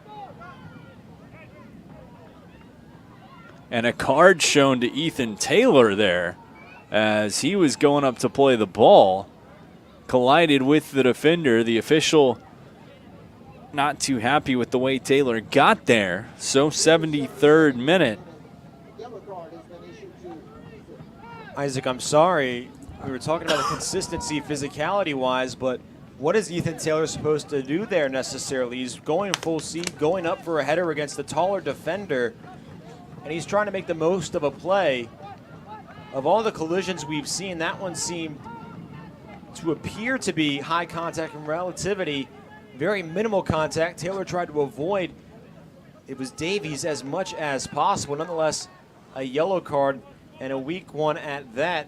Taylor not traditional to get those. Only one in 12 games started this season. First one in over a month. 74th minute, another good opportunity offensively though for United as they keep this one alive. Phillips tries to track it down. Bantams see it punted up the sideline. They'll go for a throw-in. And we're going to get a substitution on the far side. Correction, we're going to get a substitution and a hydration break. Mentioned the temperature at kickoff. Things still very, very steamy here in half number 2. 74th minute. 1-1 the score. As Ethan Taylor and Bamba Hermoso having a conversation with the official, trying to get a little bit more explanation on that yellow card, and the little man puts his hand up and walks away from Hermoso, saying, "That's it, I've had enough." Waddles his way to the sideline, and no more discussion on that yellow. But 1-1 as we sit with the hydration break. Make VBU finding a good bit of new life here in the last, call it 10 to 15 minutes. This match did a complete 180, Isaac. Plant your feet, jump, and turn around. That's exactly what happened. The Bantams had all the momentum, especially starting with about 25 minutes into the first half, or with 25 minutes in the first half left. And then all of a sudden, things were building. They score, and the crowd was depleted. United gets a quick offensive possession, has a set piece, cannot convert, another cannot convert, forces a turnover, and gets the shot by Moody off the head from a beautiful cross of Ethan Taylor. And then all of a sudden the momentum has shifted. United, Virginia Beach that is, has been pressuring the Bantams several times since. It seems to be all United offense, and they're going to get a spark in the form of Michael Wayland coming in, who scored a big goal off the bench a few weeks ago. And our last match here, ironically, Isaac, he's got one on the season, 11 games played. The Phenom going to ODU, trying to make a difference here as Juan Valiente trots off for Virginia Beach. As mentioned, Wayland also coming on for the visitors. Look like Tiago Pires. We'll get you who he came on for right at that hydration break, 76th minute. It initially looks like he's replacing Fernandez, but I could be wrong, Isaac. No official announcement from the PA, who was absent from his seat. The winner of this one looking for an opportunity to play at Lions Bridge on Saturday. Man, what a showdown that would be, Isaac. It's VBU 0-1-1 against the Bridge. How fitting would it be to pick up its first win in 5 years against the Lions Bridge in a postseason setting, in its best and most historic season ever. But first, for VBU, they've got to find a way to take the victory here. Taylor pressures, ball coughed up, United. Otley gives Moody, far sideline, hemmed in, taken away. Turnover, Bantams trying to counter with speed. Instead, they'll just feed back to midfield, slowing back down. Collected up, tapped across. This time it's Adams. Hashimoto to the middle, spin move, collision. Whistle gonna go on Condit. Official gives the finger a little Dikembe Mutombo. No, no, no. Bantams trying to move fast. The United defense a little off guard, not in position. Virginia Beach catches a break there after a cheeky play by Thaberge and company.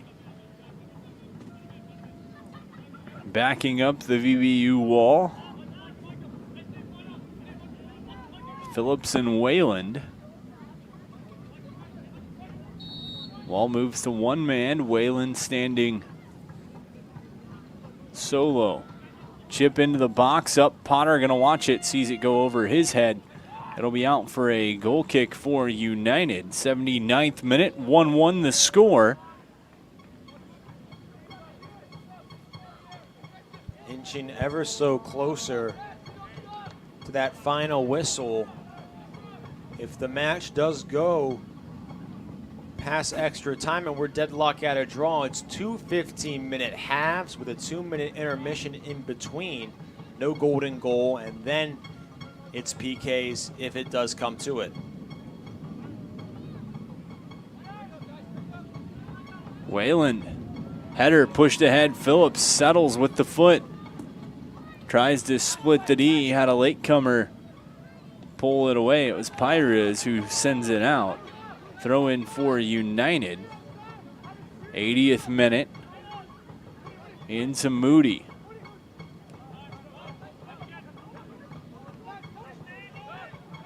Taylor. Give and go, man. Shoveled down from behind. VBU gets the call this time. Opportunity on the set piece. Call it 10 yards out from the top of the box. Big chance for United here. 80th minute, 1-1 the score. United a goal from Moody in the 65th. Benedict's the goal scorer for the Bantams. If you have a man taking this on goal, I believe it has to be Tridati. He almost nailed one of these earlier this season. It ricocheted off the crossbar and then the near side post. If you're looking for a shot, you got to go with the University of Charleston product in Tridati. Taylor in off the crossbar, and that's the football crossbar. Good look for the JMU product. Just a little too high, otherwise we'd be talking about an upper 90 tally here in the 81st minute. Good look by Taylor. Almost got the finish, almost shut me up, to be quite frank, Isaac. Just a little high. His best shot since about the 10th minute, where he ricocheted one from his left leg off a defenseman for the Bantams. United still pressuring, seemingly having the momentum, but don't count the Bantams out. They've been stellar on offense. Header played along, intended for Phillips. Bantams going to collect, sends in the middle of the pitch. Wayland is there, Stalker as well.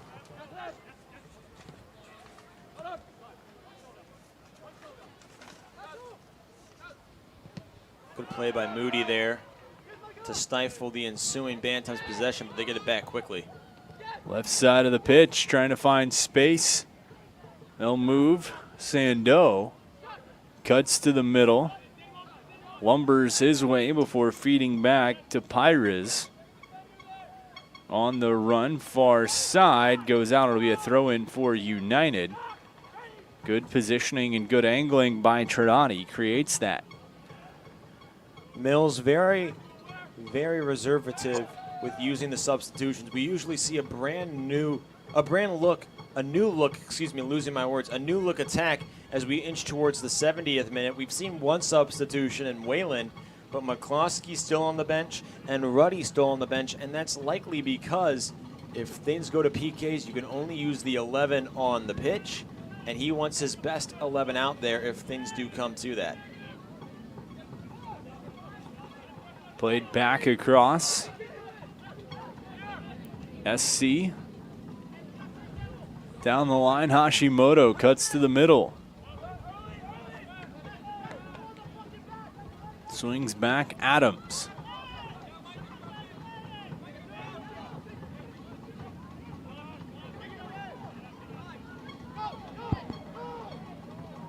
Phillips.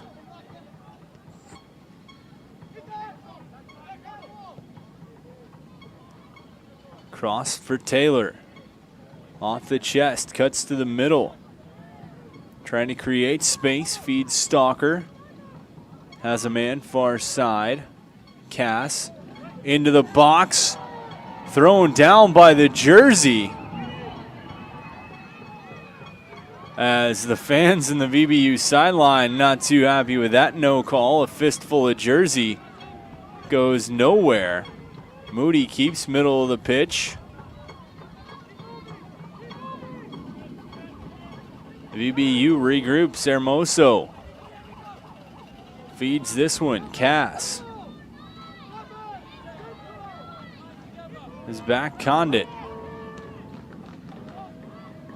Header played down. Up. Stalker. Cass is there. Sidesteps the defender on the run.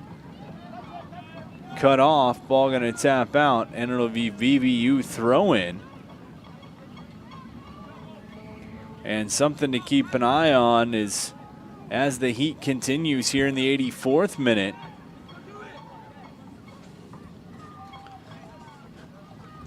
We see some guys starting to stretch a little extra. See how the heat continues to play a factor. Moody quickly gets it back from Condit. Swings cross field, Trinidadi.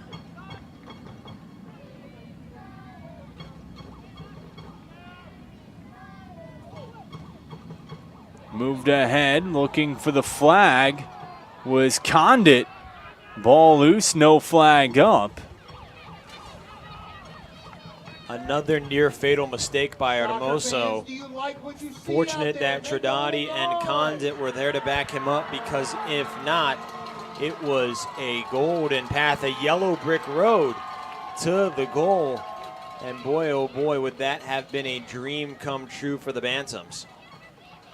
85th minute, 1-1 the score. Potter boots it. Bounces over the head. All the way down. Bantams will look to Turner and Byrne. Sideline. Space. Far side. Looking to center. Back post. Hashimoto back into play. Ball loose. And put toward the sidelines by Stalker. He cleans it up. Hashimoto just saved that one from going out. As we're going to get a substitution from SC United. That'll be what appears. And nope, no substitution coming. Oh, now they are going to substitute. Mixed signals all around.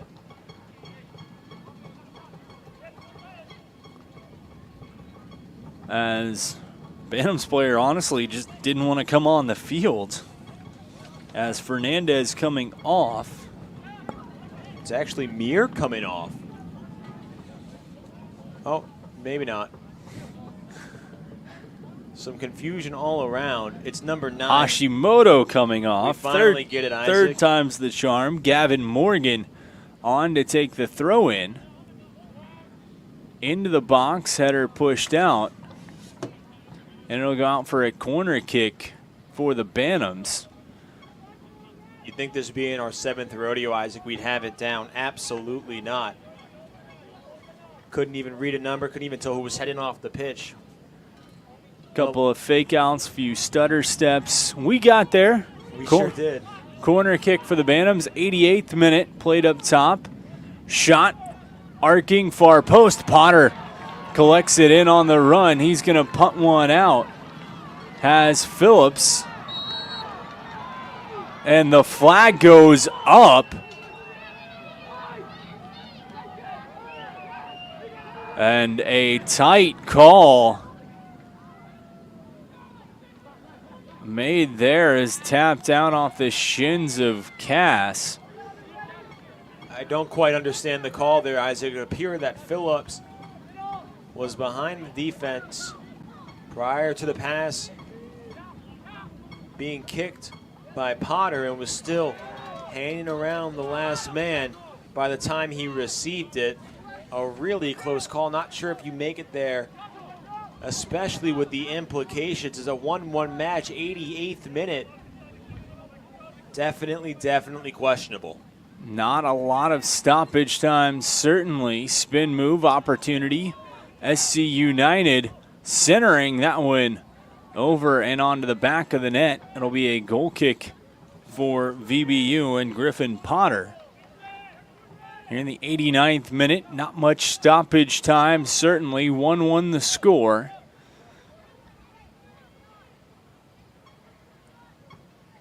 This has been an absolute battle, especially in the second half, Isaac. Coming into this half with a 0-0 score, final 45 minutes. Each squad giving it their all, tallying a goal in the process. We inch toward the final whistle of regulation. We'll break down the overtime rules if necessary. Still moments remaining. Phillips, that one sent out for a throw-in. He seems to be slightly cramping, getting a talking to from the official as he stayed a little bit close to the throw-in, and Gavin Morgan gave Morgan a touch as well as he was blazing by. Things getting chippy as well. Something to keep an eye on with the heat is the cramping. It's Phillips, the second player we've seen pause to try to stretch out what could be a cramp as Potter steps up, collects that. He's going to feed to Cass on the run. Phillips, manned up one-on-one, stops, tries to cut back. He's shoved to the turf by Phillips. Going to get the call that time. 90th minute. Free kick by VB United upcoming. Far sideline opportunity in the waning moments of regulation.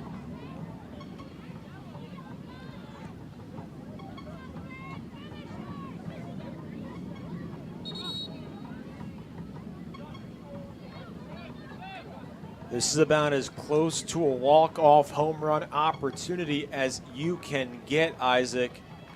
Mentioned Phillips looking like he was cramping. They're going to pull a substitution here as Owen Ruddy set to come on for Phillips.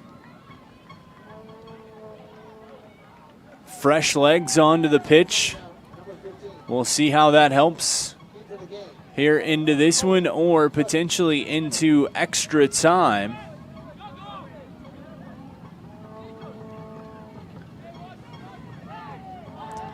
Tridati set to take.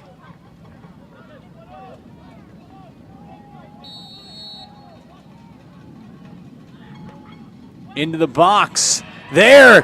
Shot! And that one tipped over the post. Hermoso was there. A beautiful opportunity and a good look as Moody trying to pump the crowd up. The captain almost called game, set, match. It's going to be a corner kick for United. 92nd minute.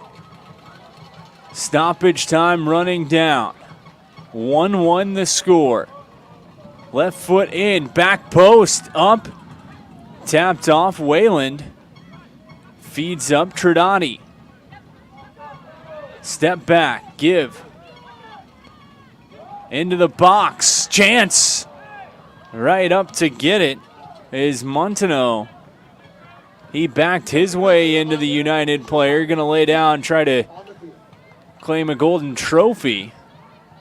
Referee tells him to get back up. Now that we have time for a break in the action, Isaac, a couple of things. Oh my God, Hermoso, what a shot. Number two, oh my God, Montano, what a save. I mean, can you believe it? Reaching out with the right hand to poke it out of play. He's the reason that this game is still equal and will likely go to overtime unless the Bantams can get something moving quickly. Down the field they go, looking to do just that. Sandeau. Pass across, he gets back. 1-1 the score. Sandeau to the middle. Into the box. Header pushed out. Up. Looking for space. Whistle going to go against the Bantams.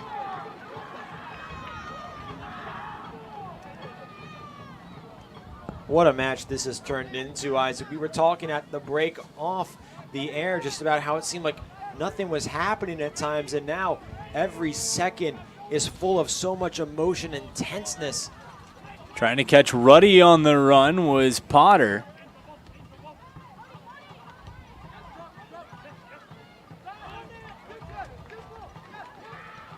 Condit works across Tridati. Into the box as Wayland was trying to cut through his man. Referee checks his watch. VBU pressuring Bantams, trying to get some opportunities of their own here in stoppage time. 1-1 the score. The Bantams scored in the 47th minute from Benedict's before Moody on a beautiful cross from Taylor, evened it up. Collision and shove down. Play will continue.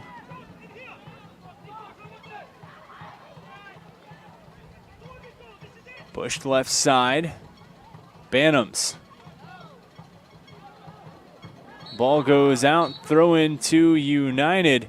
And that's going to do it for regulation. So, 90 minutes, it ain't good enough. We're going to go to overtime as VBU and SC United Bantams, they sit all knotted up at 1-1.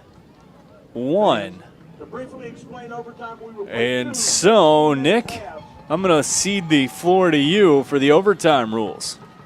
So the overtime rules, it is no golden goal, and I quote, should a playoff game be tied at the end of regulation, 1-1 satisfies that threshold, the game will proceed to extra time consisting of two 15-minute periods, separated by a 2-minute half. And if there is no clear winner after that, we go to penalty marks, which can only be taken by the 11 players that are on the field at the end of the second half of extra time. And the first member to kick, or the first team to kick, will be decided by a coin flip. But we will get there when we get there, Isaac. So far, extra time. And what a match we have to kick off Virginia Beach United's postseason career. First time in franchise history. We sat at 0-0 after the first half. In the second half, it was Benedict's and Moody scoring about 18 minutes apart to make this one a 1-1 match where we sit. We've seen some substitutions from both sides, some fresh legs. VBU in the latter stages of that half, some good opportunities. But as we think about the overtime period, what we've seen, what's Coach Mills telling this United squad in the huddle here? You keep doing what you're doing. They almost scored the game winner. A minute left in extra time of regulation.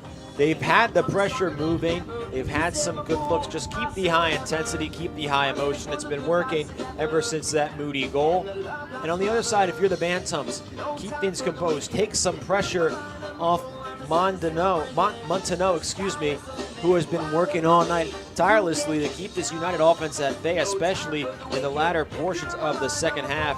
And you need to find your best players as well if you're the Bantams. United found Moody, they found Taylor on the assist, they found Artemoso on the near game winner. If you're the Bantams, you need to find your best goal scorers, and right now it's been Sando at top, it's been Thaberge, Benedicts who scored the first one. Find your guys, keep it there, and let them make a play. VBU and SC United Bantams headed to extra time here in the playoffs. A date with Lionsbridge on the calendar. Who's going to punch their ticket to that? Only the next 30 minutes or potentially more will tell. And Isaac, do we have a potential date for that game, or is that TBD? July 19th. So a quick turnaround after a hot one on what's going to be another hot day here in the Tidewater region. A tiring game for both teams, but an absolutely lovely one. And thankfully, things will cool off by Friday, as is predicted by the experts. Rain showers expected to cool things off by about a dozen or so degrees as we move forward towards the end of the week. But I don't even know why we're looking forward to it. We still have 30 minutes at least of soccer to play here at the Sportsplex, not at that 1-1. Unfamiliar territory for many of these United players, especially in USL to play the Bantams. They've been here before. Can they execute is the main question. Overtime half number 1.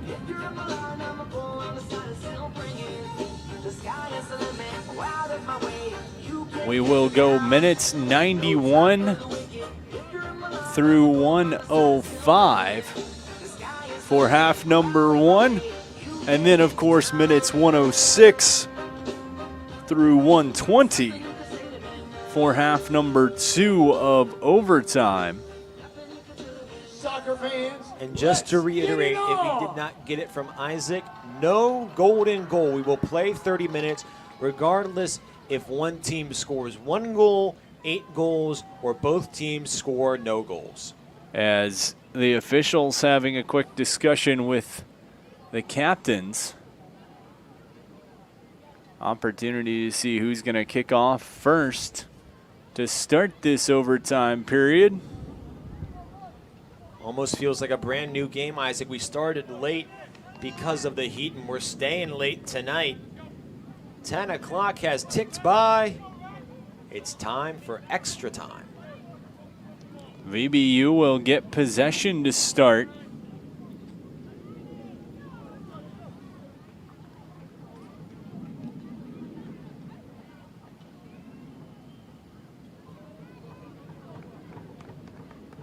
We will see for United how these upfront substitutions might be able to come in.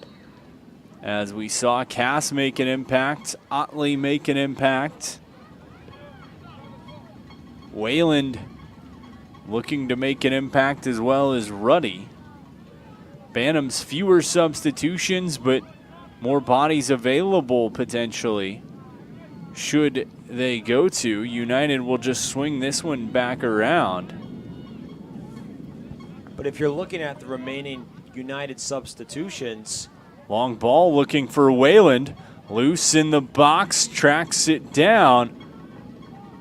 Pushed out, and it's going to be a corner kick for United. As Wayland, good work on the run. 8th corner for United. Tridati takes his time to trot over there, letting his squad get set. As I was saying before, the through ball to Wayland, it's Mohammed and McCloskey, the 2 field players remaining on the bench, both forwards. And I'm not sure if you're Chris Mills that you want to take out Ethan Taylor, who's played phenomenally tonight, responsible for the assist. You've already replaced a pair of forwards. I'm not sure if you move Ruddy to the midfield, but we will see. Ball in, curling, back post, header. Hermoso was there, kissed it wide. Good chance again by Hermoso, and United still yet to capitalize. Seems as though Virginia Beach has found its rhythm off the set pieces, though, as of late. And they're making the Bantams work for every stop they get. Goal kick, quick restart. Muir swings up near side, trapped off of Ruddy. VBU trying to say that it had gone off the defender.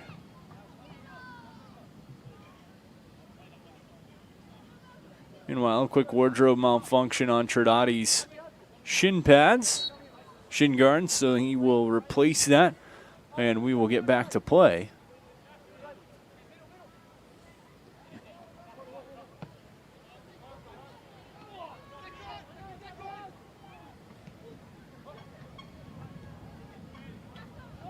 Moved up, tapped, Condit.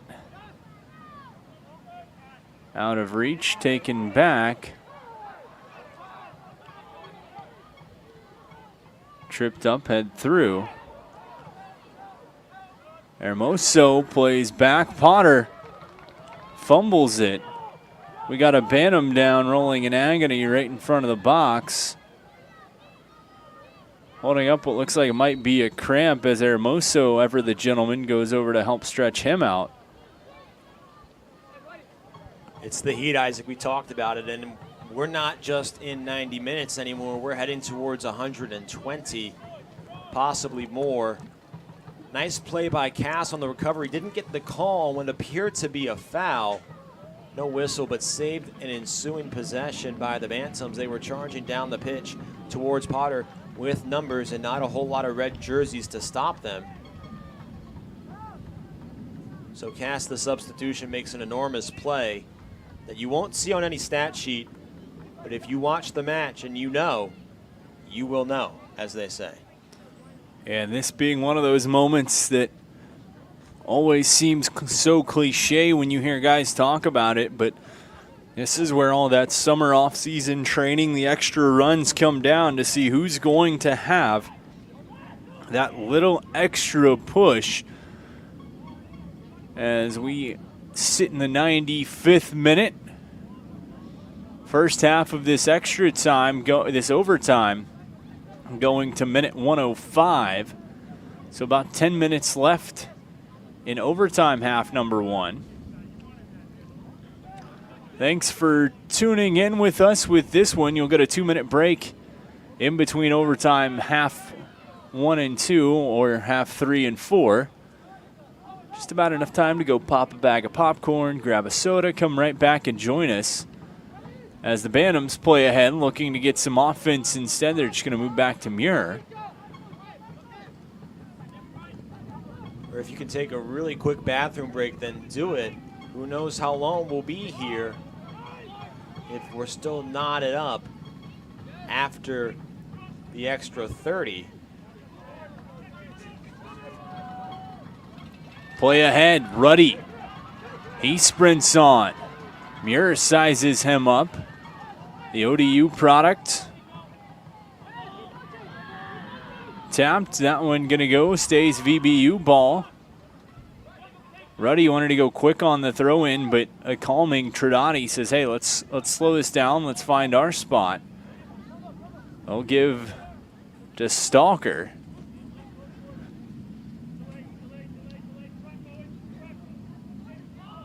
They'll work back up top. Condit has pressure. Swings to the middle, out of Moody's reach. Ruddy is there, taken away though.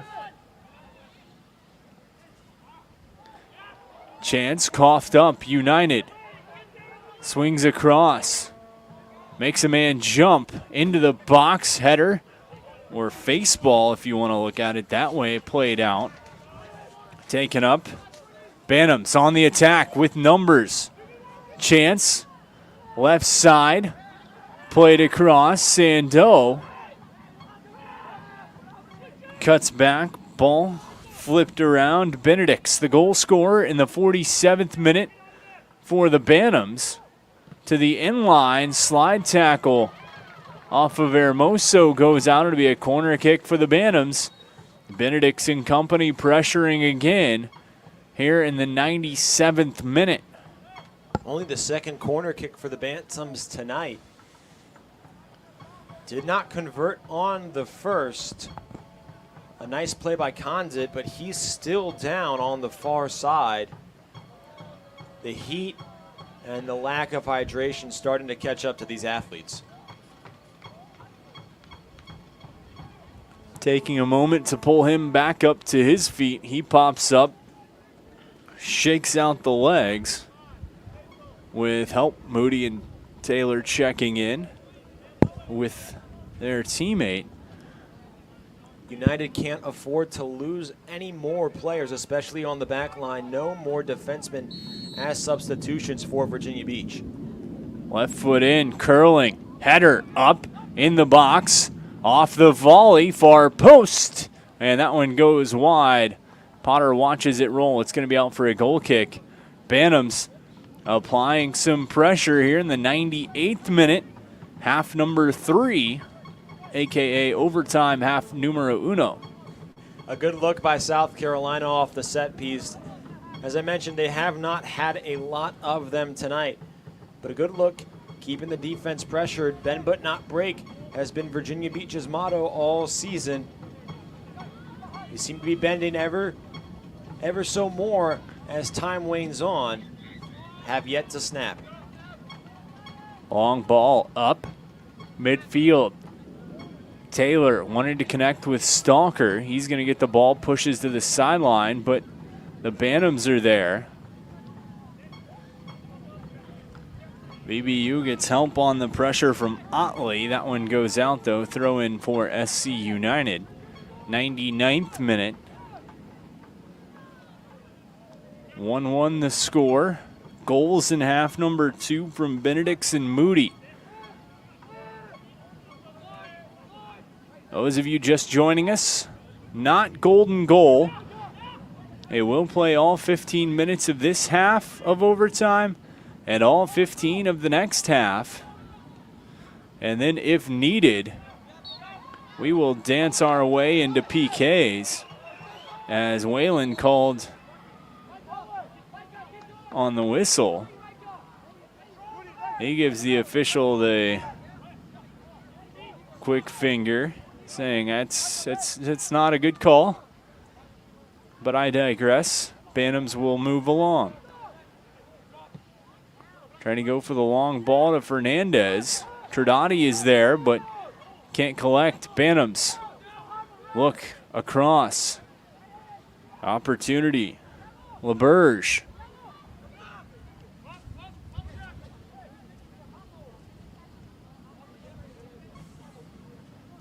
Lee plays through. Bantams trying to establish an offensive presence here in the 100th minute.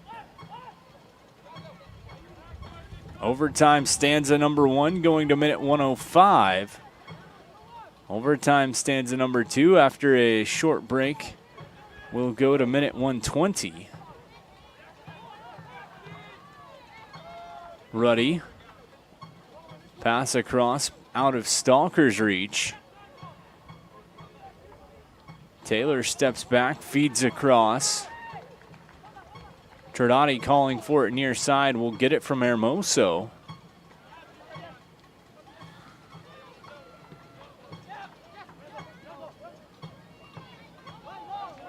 Tapped off, throw in stays with United. Tridati will look for it. Lays up to Moody right in front of him, who gives it back. Tridati to the middle of the pitch. In the air, on the run. Opportunity. Otley gives shot far side, and it was Wayland. Tried to sneak it past the keeper and couldn't. Just got a little bit on top of that. Didn't quite get it all. A good look by Wayland and a great move by Otley to get rid of it as he was crashing inside with Bantam surrounding him. A great look by United. Wayland, usually a booming foot, just misses that one by inches. Minute 102. Hermoso puts it right out. Bantams looking to move quickly. Fernandez off the throw in. United with a chance again. Ruddy up to Wayland. Gives for Moody, right back to Ruddy. A little spin move around the defender. Nothing going. Bantams will keep on the sideline. They tap it out. Ball will go to United.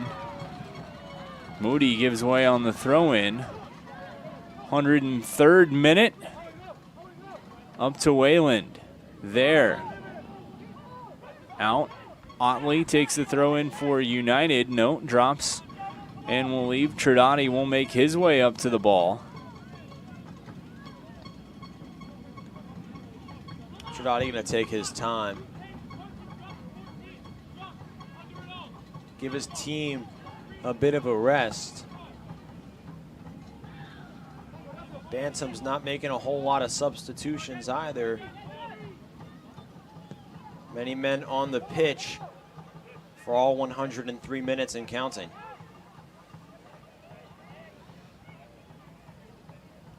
Tridati calling for it near side. United going to swing on the back half.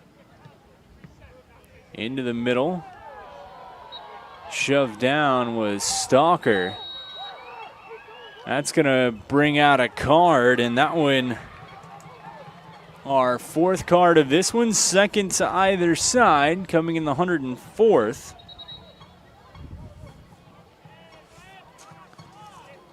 As that one shown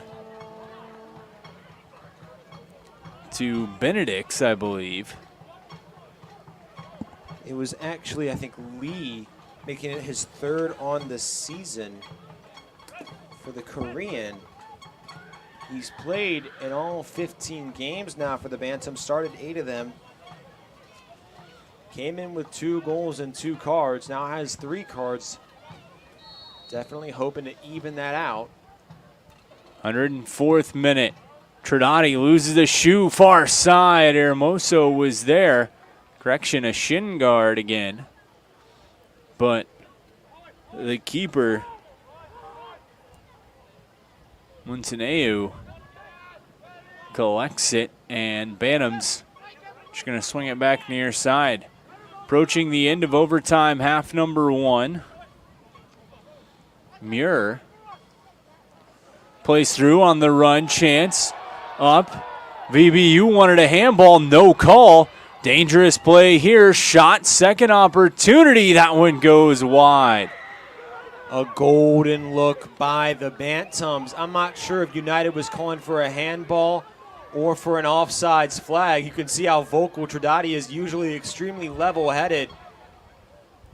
And you can tell by the body language of both the official and several VBU players that they're both in each other's heads, certainly. And so with that in mind, VBU's got to be smart because it doesn't seem they're going to be getting many calls their way, including ones in dangerous areas like that,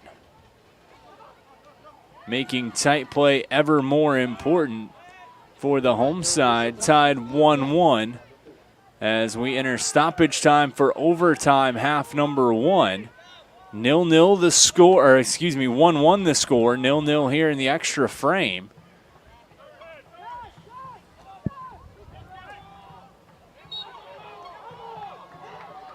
They're going to call a handball. As Sando tripped up, fell right on top of the ball. Meanwhile, United cutting through. Otley hauled from the back of his jersey, as that's going to be Lee again. Couple of the Bantams players pointing at the United players, arguing with the officials. So both sides getting after our head man in this one. Here is tempers starting to raise in the overtime stanza. Moody, Hermoso, and Taylor meet at the free kick.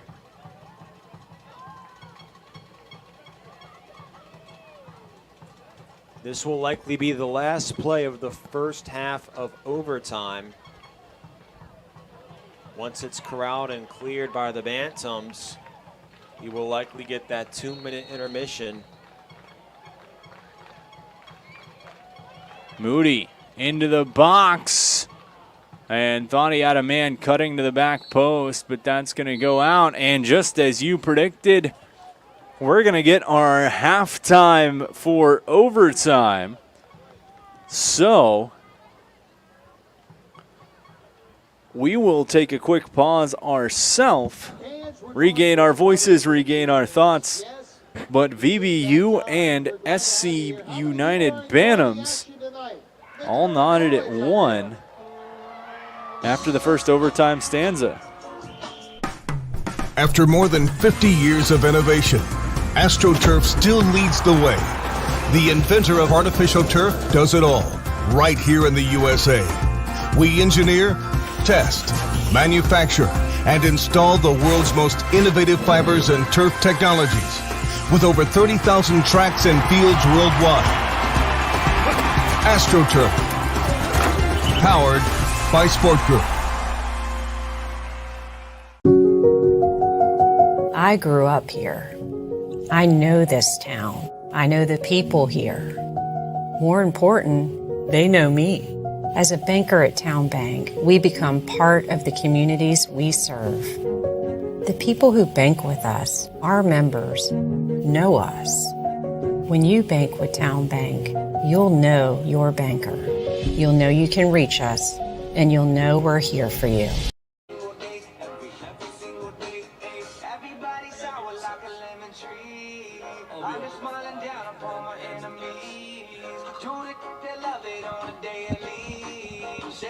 All right.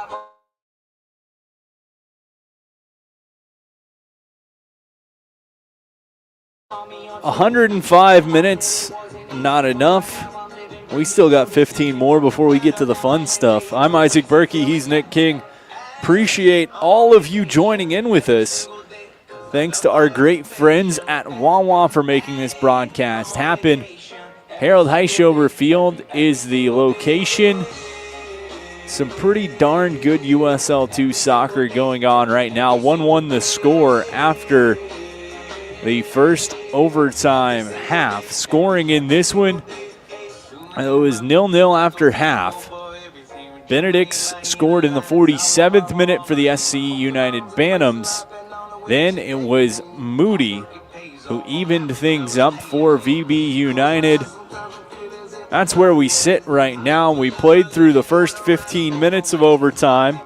Nobody felt like scoring, so we're going to head into the second 15 minutes of overtime. And we'll see what this holds for us, Nick. We talked about thoughts after the opening half. VBU had some good chances. Bantams answered back kind of towards the end there, but certainly we're seeing fatigue start to kick in both mentally and physically, and something to keep an eye on as this one continues on.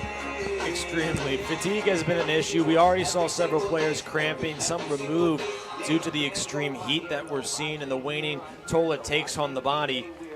But as one famous person once said, who's going to carry the boats, who's going to carry the logs? And that's what it's going to come down to, who wants it more mentally. The bodies are naturally going to fail, especially with the extreme heat and the extreme work and pressure they've been put through. But it comes down to who wants it more. Both teams had their looks in the first frame, had some mistakes. It happens. But it's going to come down to who wants it more, and that'll be the dictating factor. And if we dictate if we go to PKs or not. Opening kickoff was to SC United. Ball through middle of the pitch. They're in blue, VBU in red. If you're just joining us, you're a little late, but better late than never. Still plenty of great action left to be played out in this one. Appreciate you tuning in with us. As the goal kick for Griffin Potter. VBU this season, one of the stingiest defenses in USL 2. SC United, one of the most high-flying offenses in USL 2. They've met for what's a stalemate so far in this one, and a beautiful game at that. Ball played up towards midfield. Over Whalen's head, taken by Taylor. This United defense has only allowed 2 goals one time this season, and that came on July 6th at Lionsbridge in a 2-2 draw against the rivals in Newport News. Sando, ball down, and that out. They're going to say it's a throw-in, or excuse me, a corner for the visitors. Nope, I was right the first time. Sorry about that. Throw in for the visitors. Gavin Morgan to take it to the middle. Flag goes up. Hermoso with a great catch, drops it behind him, and Potter will get the restart going. As 107th minute, his second stanza going from 105 to 120.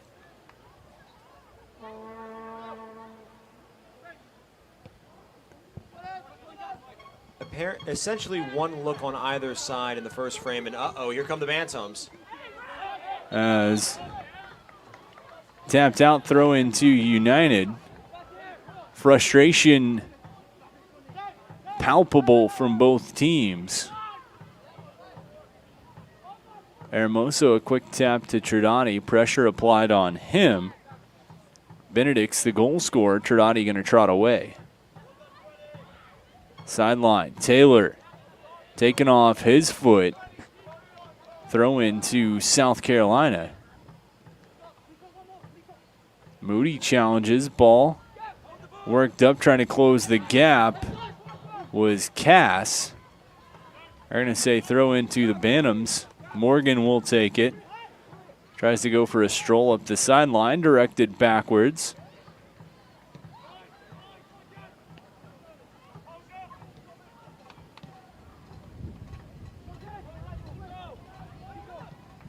It's been all South Carolina so far in this second half of overtime. Similar to what we saw to begin the second half of regular time. History tends to repeat itself. Let's see if it does. 108th minute. Around the edge, pressure applied, good tackle. Ball loose, pulled out. Trying to move away is Tridati. Has a man chasing him. Long ball on the run, over the shoulder. Wayland was looking for it. Couldn't get it away from the keeper. Good look by Tridati. Wayland coming off the bench, still has some spark left in his plug. Just was sailing over his head, and Montenot was able to beat him to it. Good look by United, but a quick possession, and the Bantams attacking once more. Trying to play through Cass, that was Morgan. Coughed it up, Taylor. He's gonna come back. Morgan trying to track him down, ball played far side. Ruddy off the shot, he's gonna score! Ruddy tucks one past, and in the 110th minute, VBU takes a 2-1 lead. The feed from Taylor over to Ruddy, and Ruddy sends it home. It's 2-1 United. United's biggest playmaker comes in and makes a play when it matters most. Finds Owen Ruddy, who had one goal all season coming into tonight, and scores the goal of the season for United off the bench.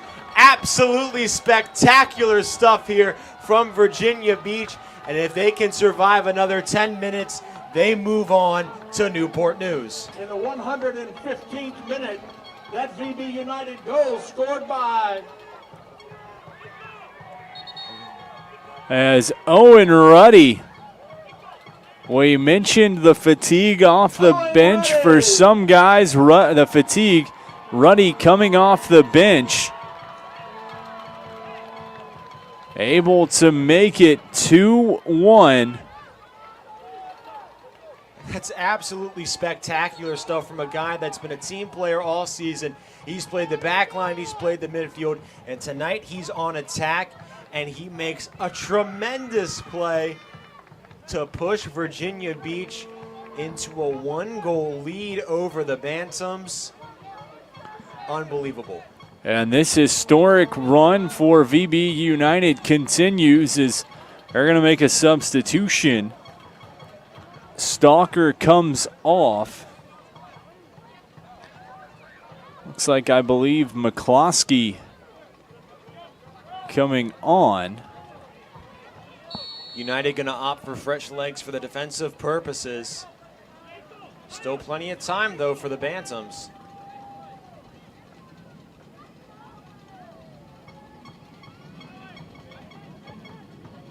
Look at Ruddy. Ruddy with fresh life after that finish. The Monarch hoping United can reign supreme here in Virginia Beach tonight. Taylor, he's got a little extra spark too, trying to send across. Looked like Wayland was getting his armpit pinched a little bit from that awkward grab from from Marquez Muir. Muir has been all over Wayland and the strikers for United. He's been causing them trouble. Physical player. Hasn't been given a talking to quite yet, especially in extra time. 2-1 United leading here in overtime. Stepping around, one man long shot, diving save made by Potter. What a play by Potter. He's done this a few times tonight, that one being the biggest, using every inch of his 6'3" frame to stop that one and tip it out of bounds. Huge play by Potter. United under pressure, has not broken yet. They're still bending. Corner kick for the visitors. Perez set to take it.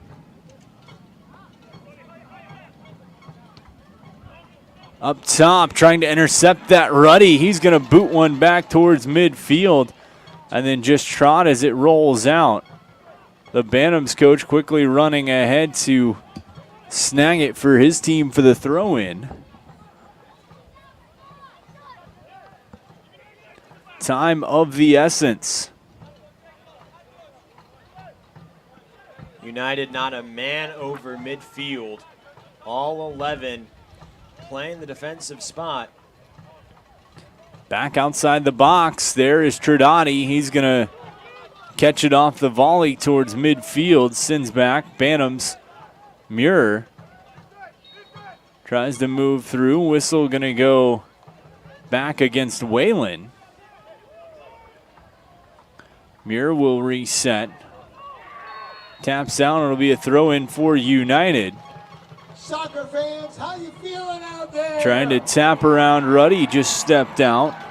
From the Lucky Oyster Party Deck, we are loving the action and we are so happy you're here. It is added overtime. Let's go! Overtime, half number 2.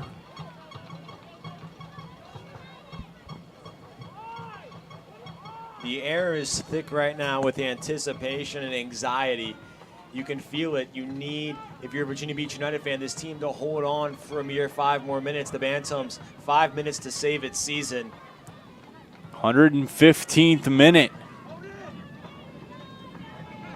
VB United trying to punch their ticket to a third date with Lions Bridge.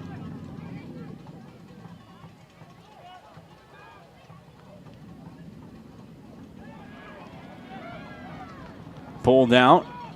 McCloskey, fresh legs, tries to step past the defender. Stopped by Muir. Steps in on the attack. Ruddy. Fresher legs prevail. Ball sent down the sideline, trying to center. Chance there. Cleared almost off the body and out. It's going to go for a goal kick. Dangerous space, dangerous opportunity, but it stays out of Potter's net. United leading 2-1 here in the 116th minute. That's the Burgess' second great look in overtime. Had the first one that sailed wide of the goal from the far side in the first half. That one just high, had an open look at net. The Canadian just couldn't get it to go. The best look for the Bantams in this part of extra time. Hoping to get another one and capitalize. Potter just gets it as far over midfield as he can. With some help from McCloskey, gives to Taylor. 2 assists on the night. Certainly has to be in the running for man of the match. All 117 minutes played so far. 2 assists.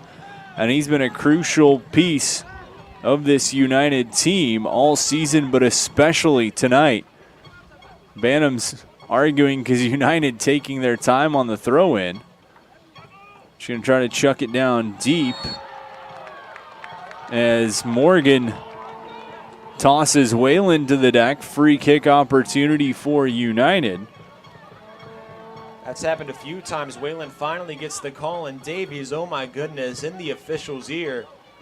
I'm not sure if he saw the last player, if he was too busy bickering.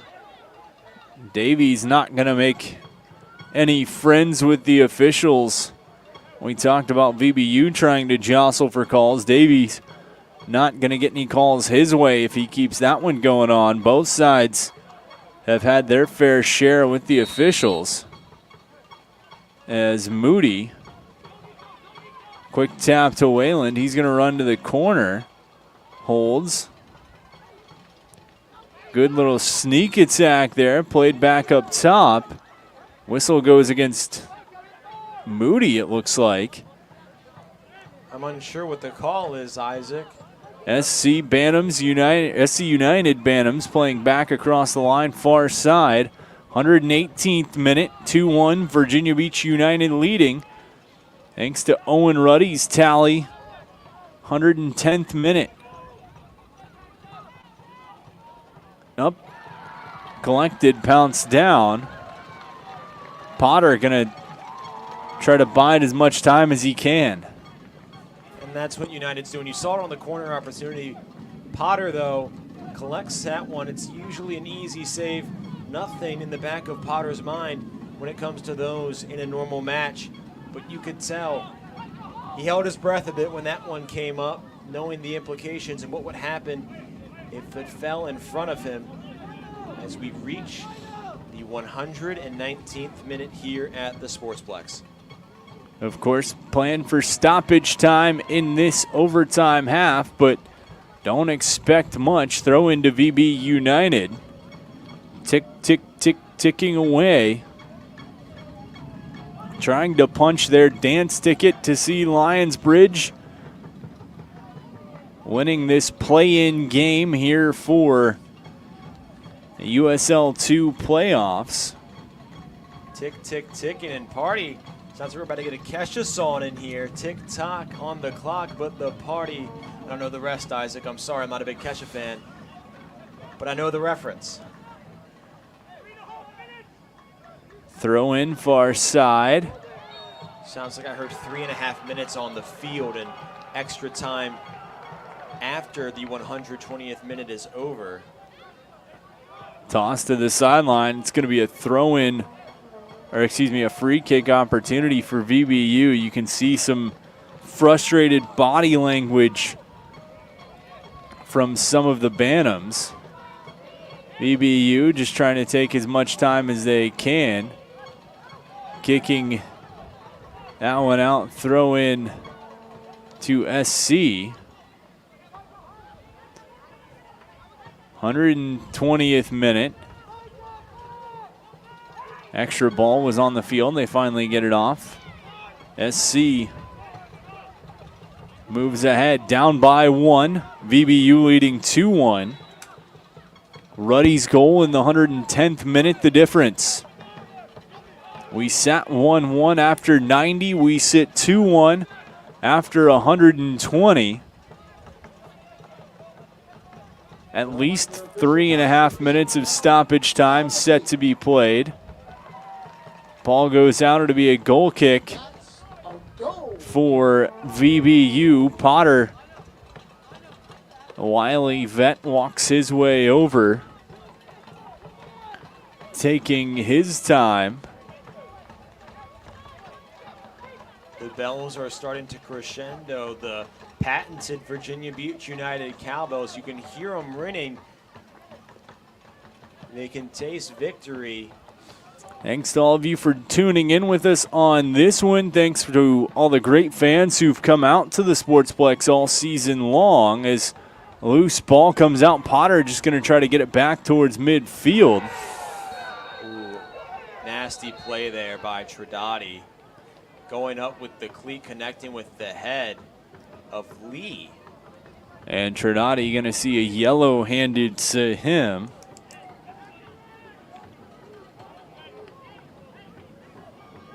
Empty net now for the Bantams.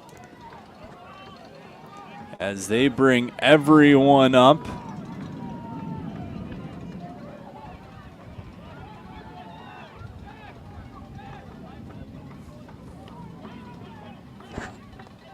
This could be it, Isaac. This could be the Bantams' last chance. Into the box. Potter grabs and holds. He looks for a chance. He's going to punt towards midfield. Keeper on the run. Taylor tries to track it down. All the way back. They're going to feed back to the keeper. He skies one up. Moody is there. Header ahead. Taylor. Offside, he drops it. Bantams back on the attack. Time running out. VBU up 2-1.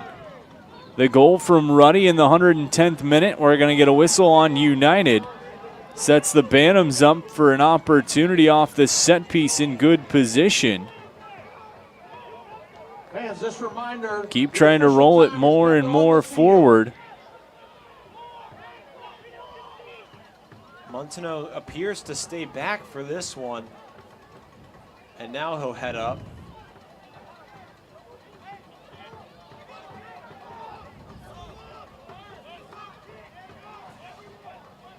It looked like Jed Smith and Montano having a disagreement.